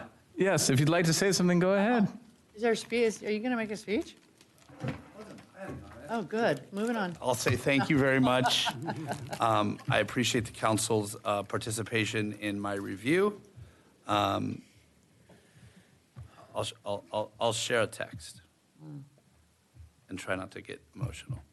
I said, my wife said, I'm going to get emotional. Have a good meeting. I love you, and I'm proud of your hard work over the last 2 years at PVE. I said, it's been 2 years, crazy, but as hard as it has given us so much. And she said, it has really given us a way more than we could have possibly dreamed, a fresh start and a new lifestyle. So thank you. You know what? For all of the consternation that we had been through to get to this point, maybe that made it all worth it. Thank you. All right. Amen. Very nice. Mayor and council member reports. Starting over there. I just have a real quick announcement. I went to the Palos Verdes Chamber of Commerce meeting today, and the folks from the library were there, the PV Library District. And on March 22nd, they're having a passport fair for all residents on the Hill that want to participate. You can go to the library with your family, your young kids, whomever, and you can apply for a passport on March 22nd. You can go to PV Library District, pvld.org for all information, and good luck with your new passports. Wow. Victoria? Me? Okay, so I was going to bring this up at the last meeting, but it ended with such noise and lots of people, so I was like, okay. So Mayor Kempson, I sit on the board of PV Transit, and I wanted to share, not every household, but many households received a flyer probably maybe a month ago, 6 weeks ago, highlighting our Dial-A-Ride service, which is a transportation service for seniors. I don't even want to say, well, I'll say that I got one. And then they said they only mailed them to households where seniors lived. And I was like, wait, what? So I'm like, must be used for somebody else. I don't know. Anyway, but it's a terrific service. And actually PV Transit does, PV Transit largely is a transportation system for schools, largely. But they do serve a lot of the community, moving people around the Hill, off the Hill to doctor's appointments is what Dial-A-Ride does. And so we are going to carry we'd like to have an update in the newsletter, city newsletter, to kind of just talk about maybe PV Transit and Dial-A-Ride in general. So that's a super important service. Just to be clear, am I getting sent something or am I reaching out to Martin? Sure, both of those things. You're reaching out to Martin. You're reaching out to her. I'll connect the two of you. How about that? That'll clear that up. I know, I have email exchanges. Because I said to Martin Gombert, who's the executive director, I said, I'll just take the flyer and we'll write the article using the flyer. And he said, actually, we've updated our communication. So I think he has an updated piece. So I'll connect you guys. And to be really clear, by me saying I reached out to Martin, I really mean George. Excellent. Good delegation. Let's go back to that last item. Awesome. And then, for future items, Public Works Director kind of touched on it, and so I'm guessing it's already on the list of, didn't look to see where it was in the queue, but of course, the pavement management plan, and the theme here of we have no money to do any of these projects, we still need to know what the list of projects is. So the pavement management plan is obviously critical, and probably a personal source of frustration, but I really want a presentation on that tree inventory. Please. Pavement management plan is currently scheduled for my birthday, April 14th. Oh, thanks. It was supposed to be I know it's close to being ready. It was supposed to be today, and there was a delay that I don't remember what it was. That's fine. Sorry, and I didn't look on the list, so sorry I didn't see it in the queue. So that one's check mark on that one. So tree inventory presentation, because that's another, I think that's going to help us figure out what really we need to be spending every year. It's going to be exactly halfway between the two cities you keep mentioning. David, go ahead. I don't have anything. Okay. I've been recuperating. Good. Fine. I don't have any updates. I have one. I could have said this in the beginning. I was asked sort of last minute to, literally with a day notice, run up to the Peninsula Center Library where they're planning and we're doing a groundbreaking on a heavy redo to the front outside of the library as a result of the Friends of the Library receiving a pretty significant grant from an estate. And it was good to see other mayors and electeds, a couple from the library board, and it was very well done, very well handled.